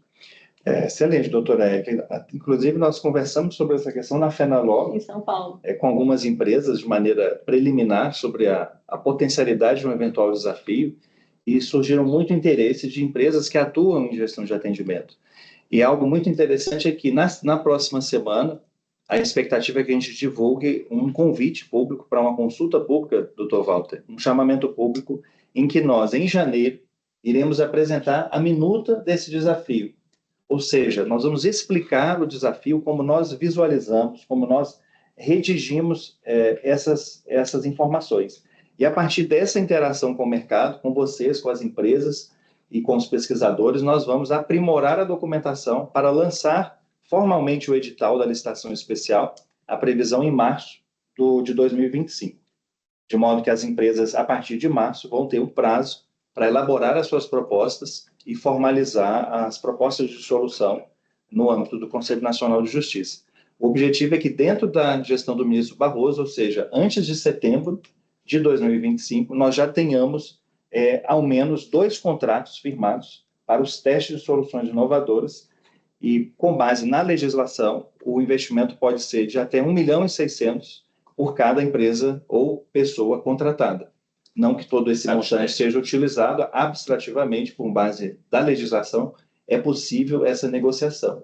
Naturalmente, com base, focando em economicidade e uma adequação com os valores de mercado para os custos que as empresas terão para personalizar essas soluções para o CNJ com um olhar específico do serviço do portal jus.br. Então, são oportunidades de inovação aberta, de um lado, como é muito bem apresentado desde o início pelo Dr. Walter, de inovação aberta por meio de colaboração a partir de uma base unificada de dados, em que as empresas vão poder desenvolver soluções gratuitas de maneira colaborativa para os tribunais e advogados, e, de outro lado, oferecer serviços prêmios para monetização e capitalização das empresas. E, por outro lado, a gente ter essa licitação especial para a contratação de um primeiro desafio no âmbito do CNJ para gestão de atendimentos aos usuários no âmbito do portal de serviço. Tem uma dúvida ali no chat que eu até achei interessante, porque é sobre a portaria 316, né? Ali a pessoa diz que o interessado deverá oferecer a magistrados e servidores do judiciário os produtos desenvolvidos a partir dos dados consumidos do repositório centralizado do CNJ, de forma não onerosa por meio da plataforma. E o parágrafo 2º diz que considera-se abusivo o consumo de dados quando realizado em circunstâncias que indiquem sua extração contínua e em grande escala, podendo comprometer o desempenho do sistema. Aí a pessoa faz as perguntas sobre isso. Isso é gratuito mesmo. Na verdade, é a contrapartida, né? Não é gratuito. Ele está consumindo centralizado, é a contrapartida que ele está dando por realizar esse consumo. Agora, em relação ao consumo, o Thiago pode falar melhor em relação ao que se dá a esse consumo. Porque tem, dentro do plano de trabalho, estabelecida, por exemplo, a ordem de atualização dessa base para cada um dos parceiros. Então, se no plano de trabalho fala que tem uma periodicidade de atualização pela manhã, na hora do almoço e de noite, vamos colocar aqui, e ele está fazendo de meia em meia hora, de 15 em 15 minutos essas requisições, então, mas tudo tem que estar de acordo ali com o plano de trabalho. Isso do que esse artigo quer dizer. É isso, né, Thiago? A portaria, ela estabelece esse critério de eventual uso abusivo, porque sempre existe o risco de você trocar o robô predatório pelo consumo da API predatória. Hoje o robô todo dia entra de manhã e atualiza todos os processos da base, consulta tudo de novo só para saber se teve uma atualização. O risco é que na API ele faça exatamente a mesma coisa, e que a cada X minutos, a cada hora, ele entre de novo e consulte todos os processos novamente só para saber se saiu uma atualização. Pensando nisso, a gente inclusive vai prover entre as APIs, para as legal techs, para a iniciativa privada, a gente vai ter uma das APIs que é quais foram os processos que sofreram atualização naquele intervalo de tempo, justamente para que se tenha a capacidade de consultar só o que se interesse e, dentro do que se interesse, aquilo que efetivamente teve modificação. Então, a gente não está simplesmente liberando uma consulta predatória de processos diários. A gente está liberando a consulta ilimitada a processos, mas também trazendo facilidade. Quais foram os processos que sofreram nova movimentação, uma juntada, uma decisão, um ato proferido, um lançamento de prazo nos últimos 10 dias? Ao contrário, se você consultar 324 milhões de processos, você vai consultar os 100 mil que tiveram movimentação naquele dia. E mais do que isso, há uma expectativa também, pensando em racionalização do uso do recurso, durante aquilo que o doutor Doroteu falou do plano de trabalho, do estabelecimento da cooperação, vai se indicar qual é o objetivo geral. Então, se o objetivo daquela cooperação é cuidar dos processos do qual aquela firma, daquela Lotec, daquele escritório de advocacia tem os advogados atuando, não faz sentido que você tenha uma extração de 300 milhões de processos. Então, a gente tem também a expectativa tanto sobre do universo total de processos, qual é o escopo de atuação daquela cooperação específica, então, para que ele busque inicialmente aquilo que faz parte do seu âmbito de trabalho e que também aconteça de forma saudável. Não adianta, porque senão a gente vai só transferir o problema. Aquilo que os robôs fazem, por justamente não saber o que atuou e tendo que sair buscando atualização de tudo, a gente não pode transferir isso para as APIs. Então, esse é só um dispositivo normativo de restrição de segurança, só para dizer que, mesmo aqui, vamos trabalhar de forma sã, vamos trabalhar de forma organizada. Se eu puder até fazer uma sugestão por acordo de cooperação, dada essa preocupação com o uso de dados, normalmente esses serviços que são em nuvem, eles são escaláveis automaticamente conforme a demanda. E aí, esses serviços, eles cobram por uso, tanto por uso de internet, como por uso de processamento. Sim. Então, se a pessoa, de repente, no acordo de cooperação, pode constar que o valor a ser pago vai ser pelo uso de dados, de acordo com o volume. Então, se o cara todo dia for acessar a base toda, 1 milhão de processos, ele vai pagar um valor mais alto, e esse valor mais alto vai financiar a estrutura que ele está consumindo. Então, de repente, pode ser uma equação interessante que, além de não apenas proibir o uso abusivo, mas eventualmente taxar esse porque eventualmente ele pode ter a necessidade de fazer a atualização, mas ele sabendo que as coisas não estão sempre para ele. Se ele quiser fazer uma atualização todo dia olhando tudo, não tem problema, pague por isso. É isso que ele vai pagar. Ele vai financiar a estrutura maior. Existe só uma questão em relação a isso que a gente não pode tender ao infinito, porque a administração pública trabalha com contratos fechados.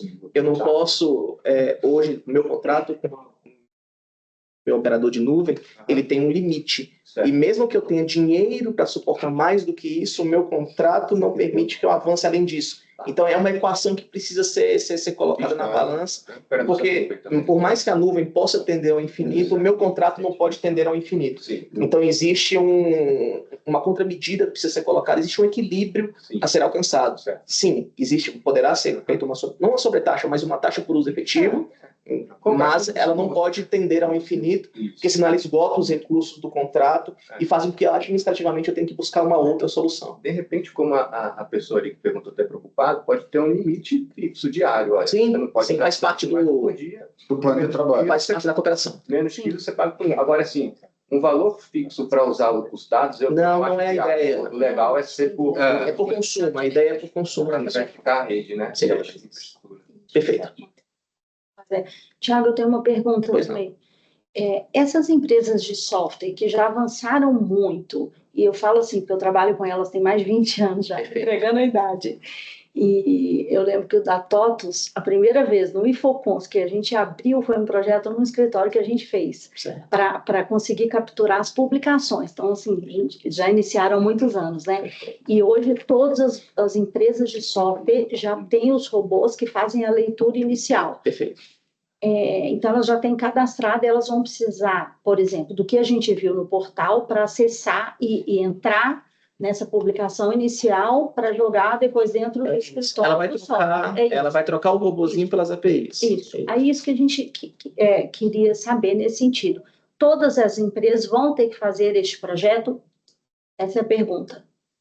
Para elas terem acesso ao portal e conseguir comunicar com a API. Elas vão ter que fazer este projeto ou não? Ou a gente vai...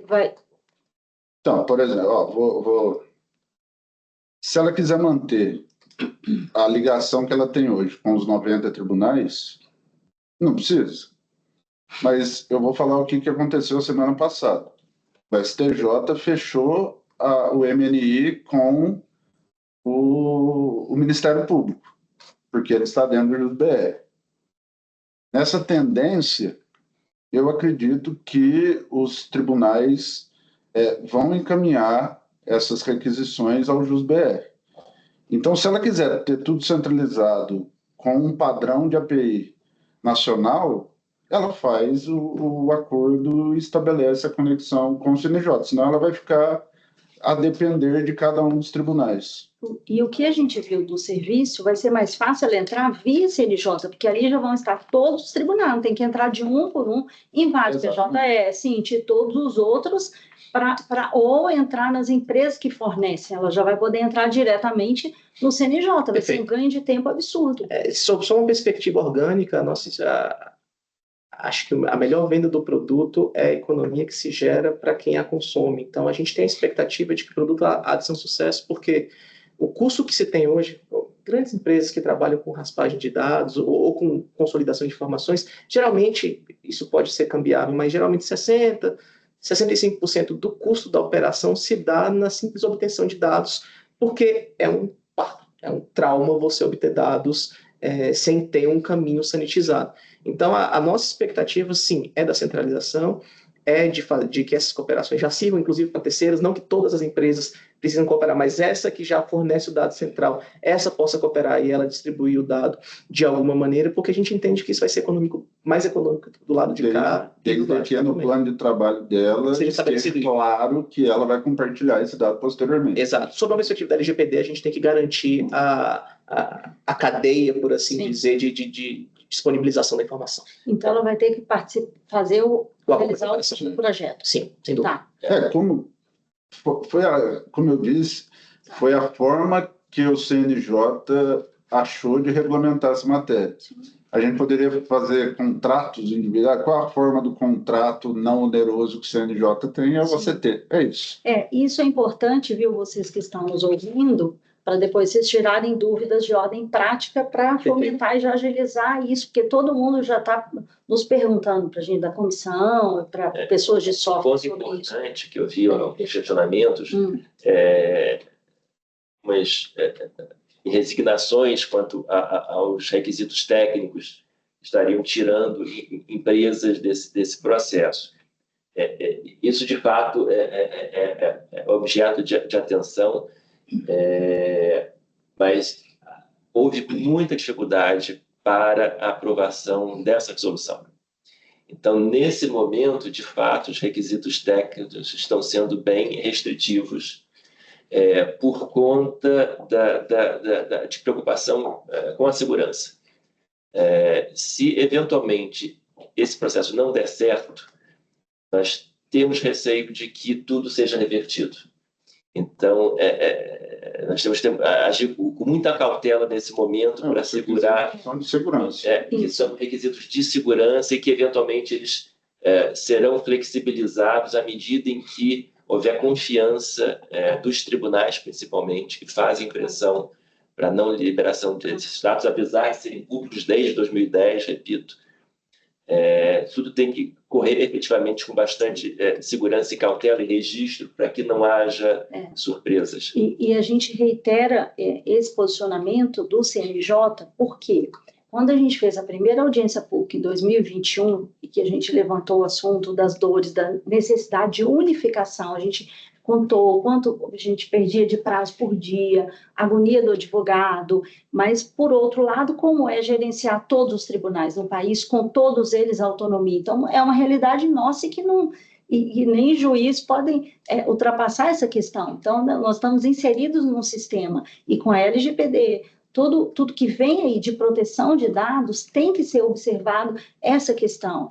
E como o doutor bem falou, né, que o projeto tem que dar certo, porque imagina, se não der certo, volta atrás. Então, todo esse trabalho que está sendo construído, principalmente pelo CNJ, que a gente só ajudou com ideia, com dicas, mas eles que realmente estão fazendo, estão aí na linha de frente, dando a cara, né, para ser construído. Então, a gente tem que passar por este processo, né, de como viabilizar essa questão. Então, é questão do cenário mesmo. Eu acho que é uma etapa. Ultrapassar. É uma etapa, é um processo. E vai ser vencido. Se Deus quiser, vamos conseguir, né? E como tudo que é novo, como tudo na informática, são aos poucos, a evolução aos poucos. Até muita gente aí reclamando no chat, porque só o Jus Brasil, vamos contratar uma nem eles foram aprovados ainda, calma. Vamos contratar uma API do Jus Brasil para pegar os dados, porque se enquadrar na portaria vai ser muito difícil. Acho que a gente precisa pegar como disponibilização para terceiros. Como foi dito aqui, nenhum país do mundo tem isso. O Brasil é o mais avançado, o CNJ, todos empenhados em trazer esse serviço para a gente. Não existe, é uma inovação. Tudo que é novo tem um risco, tem que começar pequeno, porque se você faz algo novo e abre para todo mundo, o sistema cai, dá bug, tem informação errada. Então, o que é novo tem que ter calma. Essa reunião já que a gente está tendo aqui, as pessoas do CNJ, a comissão da OAB-DF se disponibilizou a estar aqui trazendo essas informações. Poderia ser uma reunião fechada, só da OAB com o CNJ. E aí as Valtecs não iriam estar sabendo o que a gente está discutindo. Só pelo fato da iniciativa da comissão da OAB e do CNJ de trazer essa reunião para a internet, com acesso livre a todas as pessoas das Valtecs, já mostra transparência e boa vontade em ajudar o mercado. Só que é um desafio técnico gigantesco, tanto do ponto de vista de contratação de nuvem, que a administração pública tem muitas travas, como contratação com particular para acessar os dados e a infraestrutura disso. Então, acho que o início é acordo de cooperação com quem se habilitar para o sistema, aos poucos, ir crescendo e ver o que funciona e o que não funciona e depois vai ser aberto. Então, eu estou falando isso para as pessoas que estão preocupadas ali no chat, mas é um processo. Todos que estão aqui trabalham com Lautex sabem que criar um sistema é muito difícil. Então, é um processo e eu acho que já está muito evoluído. E se a gente for olhar 5 anos para trás, Isso não era impensável. Eu pensava. Tá muito avançado, mas vamos ter calma, né? E você pode até falar, né, doutor Dorotei, sobre a questão da Jus Brasil, que eles aqui Não, mas, apresentaram o projeto, né? Sim. O CNJ está aberto a todos os projetos, Exatamente. qualquer empresa. Como o doutor Bonatti falou, nenhum deles foi aprovado ainda. Sim. Está sendo analisado. Sim. Está sendo analisado. O que eles fizeram? A resolução foi pública, a resolução é de setembro, né? Agosto. Sim. Agosto. A portaria de setembro. Só que eles acompanharam e apresentaram o projeto. Sim. Por isso que eu falei que eu me surpreendi, eu achei que ia chover projetos e a gente só teve um. Por isso que eu chamei essa reunião com todos vocês. Érica, como sou o Jus Brasil, eu preciso falar com todos vocês. Eu quero que chovam projetos. Não, Nos provoquem. Essas questões têm que ser provocadas. Porque do ponto de vista do CNJ, o interesse total de quanto mais interessados houver, melhor. E quanto menos requisitos houver, melhor ainda. Que, como o doutor Libonati falou, canja de galinha não faz mal a ninguém, ou seja, a prudência, nesse momento inicial, ela é fundamental. Talvez no futuro, e muito provavelmente no futuro, algum requisito, você fala, mas isso aqui talvez não precise, tal, e sugere um abrandamento e uma ampliação dos potenciais proponentes e pessoas que possam participar, mas aos poucos a gente vai caminhando e dá essa tranquilidade que o CNJ, assim, não tem interesse nenhum de angariar recursos para obter lucro com isso. Tem interesse total de dar o máximo de transparência, o máximo de participação a todas as Logtechs. Então, acho que essa é a grande, digamos assim, novidade, eu diria, do ano em relação ao modo como se dá a relação governo, Estado, sociedade, em relação à disponibilização de informação. Porque eu estava aqui me lembrando, há uns anos atrás, se o CNJ ele se preocupava em desenvolver produtos nacionalmente e desenvolver para obrigar os tribunais a adotarem. Isso era de uma dificuldade tremenda, uma coisa que ninguém aceitava. Hoje mudou isso, porque a preocupação agora é de que as necessidades surjam não só dos tribunais, mas que a gente está vendo aqui das Logtechs, da OAB, enfim, e que isso faça com que o CNJ procure fazer um conserto desses interesses e estimule essas iniciativas. Então, essa preocupação, poxa, mas eu vou estar de fora, então eu acho super importante e a gente no CNJ, nós temos essa preocupação de ouvir essas demandas sabendo que os requisitos podendo ser flexibilizados, esse vai ser o nosso objetivo, esse é o nosso propósito. Né? Mas a calibragem que é o mais difícil. Né? Thales, não é que o processo não foi analisado. Ele foi analisado e ele está sendo construído porque é o primeiro. Ele foi analisado, foi negado, foi analisado, foi negado, foi analisado, foi negado, e agora chegou-se no meio termo, agora está na análise final. É o primeiro, gente. Boa tarde, pessoal. Estão me ouvindo? Sim, sim. Opa. Pessoal, aqui é o Daniel, né, diretor da B2L. Acho que o primeiro ponto, né, entendemos que a gente está num processo de transição. Né, e se tem uma frase universal, feito é melhor do que perfeito. O TNJ está com uma iniciativa muito espetacular, muito boa de abertura de dados, de poder consumir através de APIs, né? Foi liberado as companhias. Esse processo de abertura não é um processo recente, vem de 10, pessoal, está há 14 anos na Resolução 21, MNI, Projeto de Justiça 4.0, reuniões sobre dados abertos, grupos de trabalhos, pesquisas, lançamento de livros. E assim, eu acho que a gente tem que agradecer pela essa abertura. O projeto, como qualquer projeto que a gente lidera dentro das nossas startups, dentro do poder público, privado, nenhum projeto é perfeito, ele é sujeito a melhorias. E uma coisa que a gente se compromete, eu comprometo aqui como diretor da B2L, vamos levantar todas as dúvidas, tá? Dos associados, vamos unir todas as dúvidas, sugestões, para poder apresentar, né, para o doutor Doroteu, apresentar todos da comissão. E eu tenho certeza, pessoal, que vai ser algo maravilhoso, né? Que um ano, 2 anos, meio que ano que vem. E nós somos para continuar esse modelo de interoperabilidade. Então, acho que estamos aqui com um grupo excelente, né? Um grupo que quer abrir os dados, quer gerar interoperabilidade, né? Estamos há anos buscando esse diálogo. Então, esse é o primeiro passo importante. E é o primeiro passo. Né? O primeiro passo. Então, assim, reforço, né, o meu agradecimento aí ao doutor Doroteu, ao Ali Bonatti, ao Fábio Porto, desde a época do Braulio também, né, que liderou o PJE, né, a todos os membros técnicos também que estão liderando esse projeto.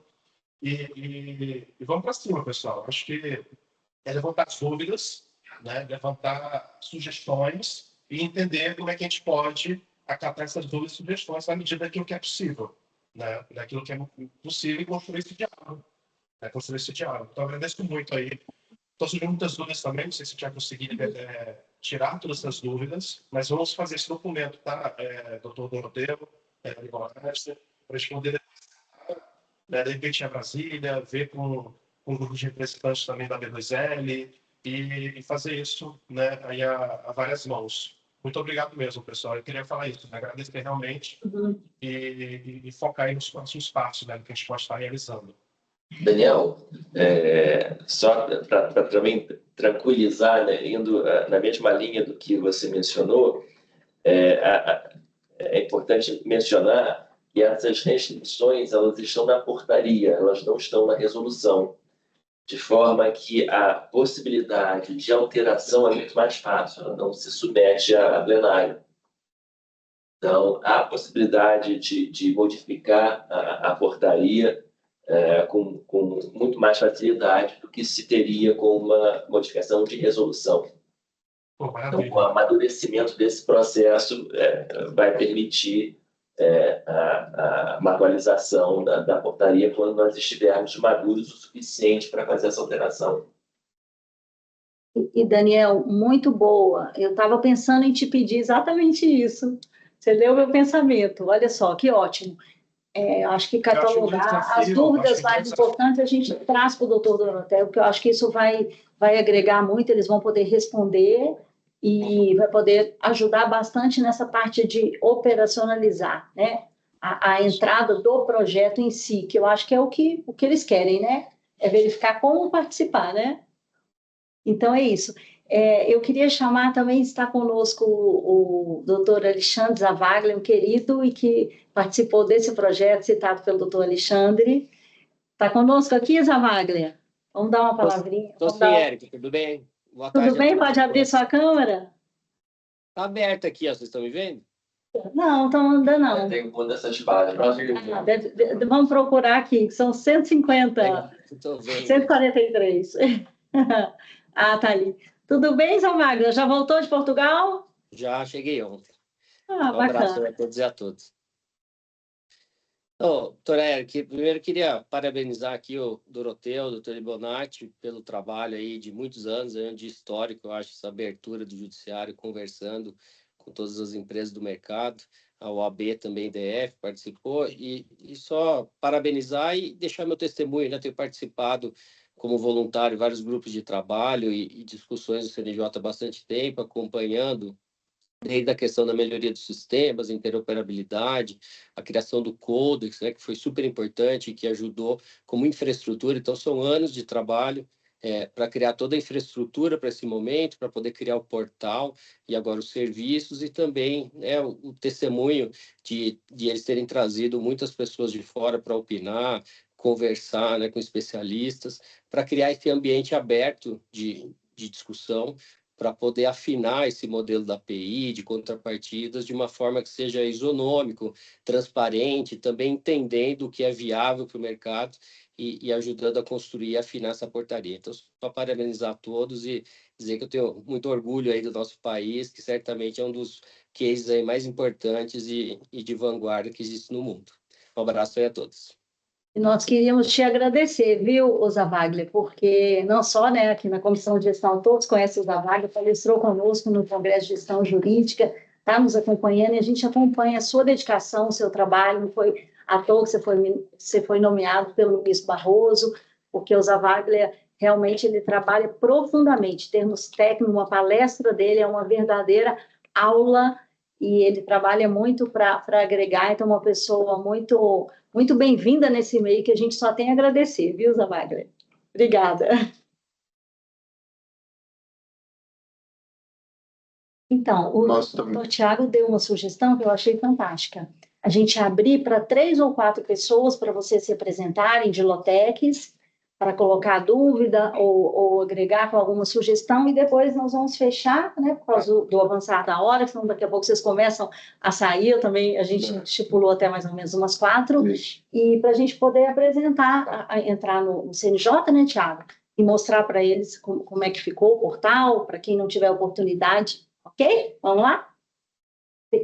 Daniel, você coordena aí. Vocês podem levantar a mão quem gostaria de se apresentar, falar para a gente, se tiver alguém, né, com interesse. Ok, então. Eu acho que fica à vontade. Não sei se o Israel Teixeira trouxe algumas sugestões. Ele é programador também. Cleiton também, né?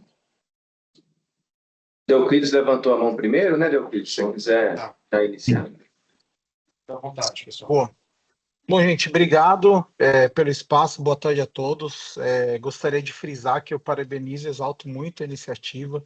Tive a oportunidade de participar de algumas fases aí. Coloquei algumas questões que eu acho que a gente tem que eu acho que seria muito bom se atentar, porque existem dois tipos de produto jurídico, na minha visão. Tem o produto de gestão e o produto de informação, né? O produto de gestão, por exemplo, software de carteira processual, que tem input do próprio usuário, seja manual, que ele coloca o número do processo, seja por monitoramento das publicações, ele tem um número limitado de requisições e ele tem um cenário de funcionamento muito bom com a API que está sendo promovida aqui, né? No entanto, existe também o produto de informação em que empresas como nós, da Juit, Escavador, GIS Brasil e outras fazem consumo em larga escala dos dados. Vocês sabem disso, ninguém aqui precisa falar que não faz isso.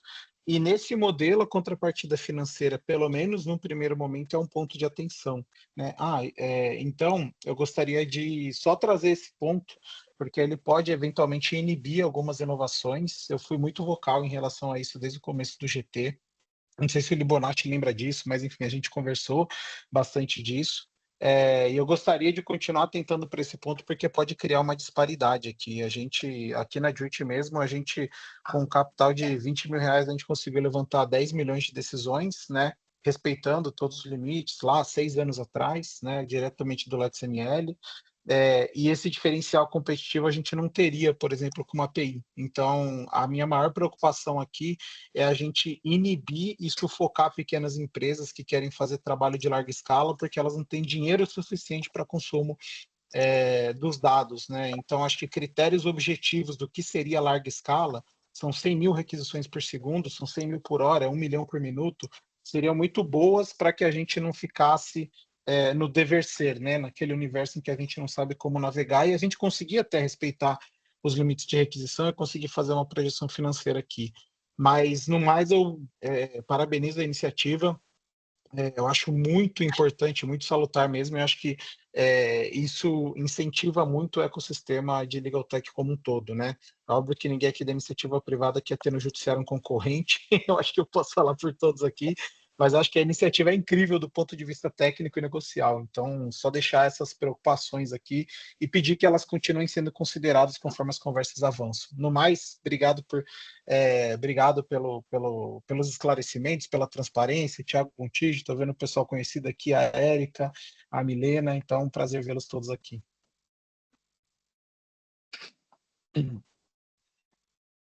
Para Israel, né? Se quiser comentar. Israel? Boa tarde, pessoal. Na verdade, antes da minha sugestão, eu tenho uma pergunta só para checar meu entendimento. Mas eu entendi que essa etapa inicial, a necessidade do estabelecimento de um acordo de cooperação é tão somente para evitar o uso abusivo da API. Eu entendi corretamente, não? Dados. Não, a gente vai efetivamente uma colaboração mútua, né, com obrigações tanto do CNJ como da parte interessada. É uma forma de instrumentalizar o acordo. Ainda não ficou claro para mim quais são as nuances dessa necessidade, mas a minha sugestão era a seguinte: existem recursos técnicos, tipo a que eu falei no chat, de throttling, e assumindo também que todas as requisições são autenticadas, eu acho que a gente pode, tecnicamente, resolver o problema do abuso, de eventuais abusos da API, e, ao mesmo tempo, fomentar uma mais rápida adesão aí à API, principalmente para esse caso que meu amigo falou agora há pouco, que não requer uma captura exaustiva dos dados. Então, desse jeito, a gente eliminaria essa etapa burocrática inicial, daria para as Lotechs e outras empresas a oportunidade de experimentar a API de forma saudável, e eu acho que isso é um ganha-ganha, né?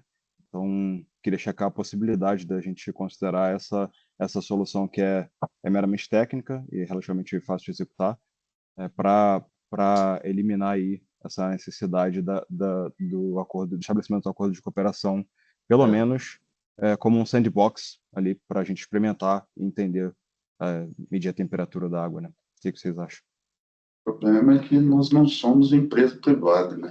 Israel, sobre a questão dos recursos técnicos, é super tranquilo, a gente já colocou uma série de limitações que vão inibir o consumo predatório. Acho que não é esse o principal ponto, não. Acho que o principal da sua consideração, e que eu anotei aqui como uma sugestão para a gente internalizar, antes mesmo da gente firmar eventualmente protocolos de cooperação para fins produtivos, de acessos, um sandbox, uma experimentação, botar o dedinho na água é interessante, até para entender as capacidades, eventualidades, a viabilidade técnica de troca de um produto hoje por raspagem para um produto de recepção de dados. Eu acho que isso aqui a gente pode trabalhar de uma forma menos burocrática.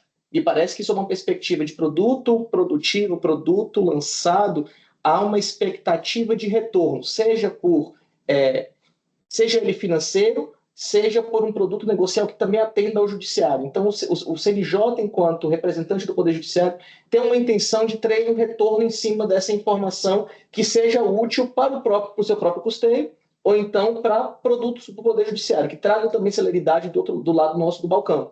Então, sob essa perspectiva, me parece super interessante a gente tratar, e eu já vou levar isso como dever de casa, como a gente começa de uma forma não burocrática a trabalhar em ambiente de homologação, em ambiente de teste, em ambiente de sandbox, para que se entenda como funciona, que é a etapa mais custosa do desenvolvimento de uma cooperação técnica, e que essa parte mais burocrática específica se dê somente no momento da entrada, da virada de chave para a chave de produção, com acesso a todas as bases. Hoje a gente já tem uma base reduzida que tem cerca de 5 a 10% do quantitativo de processos totais em uma base separada justamente para essas homologações, testes com parceiros internos e externos. Talvez valha bastante a ideia da gente desburocratizar o processo de teste e homologação. Acho que ficou bem entendido o ponto. Eu acho que até fica muito mais fácil da gente provar o nosso valor, né, de entregar para vocês algo que seja relevante para o judiciário, se a gente puder mostrar antes de engajar no processo burocrático que, para ser sincero, assusta um pouco os pequenos, né?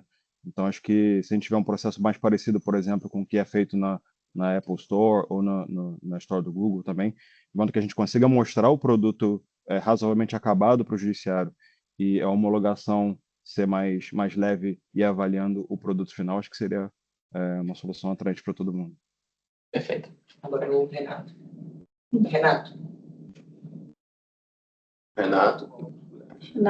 Oi, pessoal. Tô falando aqui sem abaixar o fonezinho. Pessoal, eu quero agradecer a oportunidade, aproveitar a deixa, né, que a Érica trouxe aqui para a gente se apresentar. Eu sou o Renato Naves, sou o CEO da plataforma Cojur e temos, inclusive, vários parceiros aí na mesa, né, clientes, amigos. Então, é muito bom estar aqui com pessoas que a gente lida o tempo todo nesse ecossistema, né, criando inovação para a área jurídica, e estando nessa posição de estar à frente, junto com essa equipe toda, dessas inovações que vão revolucionar todo o nosso ecossistema jurídico. Então, muito legal estar aqui. Da minha parte, eu quero trazer que existe toda um grupo, esse grupo nosso de Lotex, ansiosos para essa liberação, para já começar a trabalhar nesse formato. A gente acaba tendo que desenvolver muito, como vocês mesmos falaram, né? Por scrapping, robôs. Isso é oneroso para a gente manter essa estrutura e é oneroso para a operação dos tribunais, que acaba consumindo muito recurso ali, topa os tribunais, aumenta o recurso de servidores, então isso é benéfico para todos. E o que eu gostaria de saber é uma previsão para a gente já começar. Inclusive, nós já entramos em contato solicitando ali avançar nesse acordo de cooperação técnica e queria saber se a gente já tem aí esse início de uma experimentação, o início de acesso para já começar a fazer essa integração e aproveitar todos esses benefícios. Obrigado, pessoal.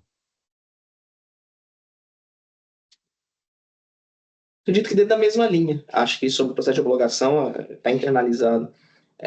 A gente lançou um portal para dentro do judiciário e para o uso individual tem Já dois.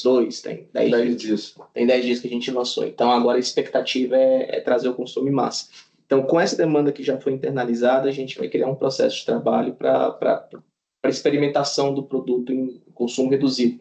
E aí entra no mesmo bojo. Acho que vale super a pena a gente trabalhar de forma cooperada e eventualmente mais ampla, menos burocrática, para que gere-se tecnicamente o mesmo burburinho que negocialmente a gente tem tido aqui nessas reuniões. Então, eu acho que vale super a pena a gente começar a trabalhar num processo de libertação controlada e reduzida de dados, para que a gente consiga começar a avançar no produto e com as próximas integrações e com as liberações futuras das Altex e dos produtos da advocacia. Perfeito. Então, assim, ainda sem uma previsão, mas a ideia é que a gente caminhe rápido com isso. Imediato. Então, a gente tem um contato direto, né? Para já receber de antemão a liberação e tudo. Perfeito, eu vou pedir para anotar aí no chat, o e-mail que a gente tem lá é o dti@cnj.jus.br. Então, o início de tratativas técnicas, ainda não burocráticas, mas sob uma perspectiva de entender melhor, trazer um pouco mais de profundidade ao funcionamento, deixa aí no chat também, já pode ser encaminhado alguns e-mails para o dti@cnj, a gente já inicia um processo pelo menos de comunicação. dti@cnj.jus.br. É isso aí. Isso mesmo. Então, só para clarear essa questão, eles já podem enviar um e-mail com uma prévia do projeto. Uma tratativa inicial. Exato, sim. Tá, Renato? Então, vocês já podem iniciar, se apresentar como interessados, uma tratativa inicial. E aí, vocês já possam ser feitos a partir das necessidades reais. Isso. E concomitante, o Daniel também vai mandar essa lista que já vai ser analisada pelo CNJ. Aí acredito que a gente pode evoluir nesse sentido, tá? Fechado. Então, doutora... Excelente. Obrigado, pessoal. Sim, acredito que sim, né? Agradecer mais. Agradecer mais, Daniel, doutora Érica, toda a comissão de gestão da OAB, que envolve a tecnologia. Tem mais alguém para falar? Tem mais alguém para falar? Acho que tinha o Jorge. Não, né? Acho que o Jorge tinha levantado a mão, era o quarto. Porque eu vou ter que ir embora.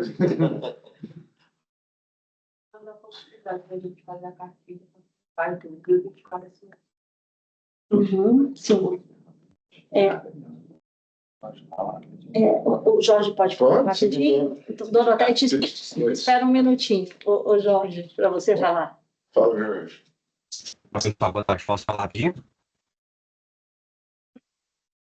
Claro, por favor. Fechou, beleza. Meu nome é Jorge, sou analista de negócios aqui da BN Sistemas. A BN é só no contexto geral, né? Um sistema jurídico que está em diversos departamentos de empresas. E só um ponto, assim, né? A gente, só para agradecer também, a gente participou desde a fase inicial, quando começou essa parte do portal. A gente teve um suporte da equipe técnica ali do CNJ para construir também essa parte da API. E nós estamos, inclusive, com a API rodando já em alguns clientes, consumindo comunicações. A gente consegue, inclusive, fazer o aceite, obter o interlocutor direto pelo banner. Você faz ali o aceite, ele baixa os documentos e tudo mais. E eu só fiquei um pouco preocupado, talvez eu não tenha entendido corretamente aquela questão de adequação a uma certa resolução, onde seria restringido ao Jus Brasil. Então, isso só me gerou uma certa preocupação se de alguma forma a gente ser impactado com os nossos clientes que já estão consumindo esses dados hoje. Não é Jus Brasil, é Jus BR. Desculpa. O DGEM, ó, o Diário de Justiça Eletrônico do Estado, ele acabou com a resolução 455. Ele não vai existir mais em cada estado. Ele vai existir só para processo administrativo. Editais. Então, ele, para processo judicial, ele foi nacionalizado pelo Diário de Justiça Eletrônico Nacional, que está dentro da Central de Comunicações, dentro do Jus.br. Entendeu agora, Jorge? Sim, mas isso não está dentro do CNJ, no caso, né? Está dentro do CNJ. O Jus.br é do CNJ. Tá. Jorge, Isso, a sua segunda pergunta, que é sobre o fato de você já ter alguns clientes seus utilizando. Hoje, para fazer isso, vocês estão utilizando as credenciais, provavelmente, dos clientes que vocês têm para terem acesso aos processos. Existe um token genérico de front-end para você acessar, que você vincula dentro da API. E o usuário é o usuário do cliente que ele faz com o próprio CNPJ dele. Usuário sem.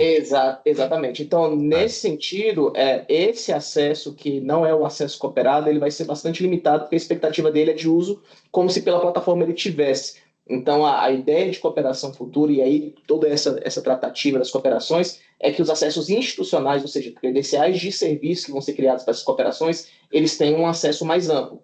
Hoje, a gente só colocou, as credenciais já estão disponíveis para uso, mas ela já está com alguma limitação, e a ideia é a gente apertando ainda mais o uso dessas credenciais que são de usuários, porque a expectativa dele é de uso não robotizado. E aí O apertar que você diz é limitar requisições, no caso, né? Exatamente. Tá. Então, o acesso mais amplo, o nosso uso não é robotizado, ele está dentro de cada empresa, né? Cada cliente nosso tem o seu sistema, ele cadastra ali uma conta e ele faz uma requisição do próprio sistema. Então, ele não é robotizado, ele não disponibiliza esses dados para ninguém. Exato. O próprio cliente consome e usufrui desses dados dentro do seu sistema, ele já vincula com os seus processos e tudo mais. Perfeito. Então, essa ideia da cooperação é justamente para esses acessos, que vou dizer mais massivos, mas são aqueles acessos mais automatizados para uma gama maior de clientes e de processos. Os acessos individualizados. O nosso não é massivo, não é massivo porque ele é unitário, né? Cada cliente faz uma chamada para o seu próprio CNPJ, no caso. Com o seu próprio, exatamente. É isso. Com a sua própria chave. Nesse caso, eu acho que não teria impacto, então. Isso, não teria. Não teria, só mesmo a limitação de consumo individualizado. Perfeito. Entendi. Não, show de bola. Obrigado, agradecer também a oportunidade do CNJ. Eu acho que essa funcionalidade vai trazer um grande benefício aí para o controle geral de processo aqui no Brasil. É isso aí. Obrigado a todos. Próximo. Agora sim, doutora Érica, encerramos. Muito obrigado pela oportunidade. Nós agradecemos vocês, tá? Todos vocês pela oportunidade, agradecemos o CNJ, a Comissão de Gestão, e dizer para vocês que nós ainda não apresentamos para os advogados da OAB do Distrito Federal e priorizamos apresentar para vocês antes, ou seja, a relevância que vocês têm para a gente nesse sentido, para fazer exatamente essa ponte, né, doutor Doroteia, que a gente pensou de dúvidas, de otimizar já a utilização, para depois a gente divulgar para os advogados. A gente está pretendendo fazer um lançamento nacional para isso também, o Conselho Federal da OAB. E a gente deseja boa sorte, que todos vocês consigam entrar, tá? E nós vamos trabalhar para que isso aconteça, viu? Contem conosco. Muito obrigado. Muito obrigada, gente. Obrigada. Vamos tirar uma foto todo mundo? Fiquem aí na cama. Você pode tirar de lá para pegar eles? Sim, mas eles aparecerem. Só um minutinho. Primeiro lá, depois o contrário. Tem que ligar quem quiser pode ligar a câmera para aparecer. Amanda trabalhou com a gente nesse início desse projeto todo, viu? Ela que fez todo o documento da audiência pública.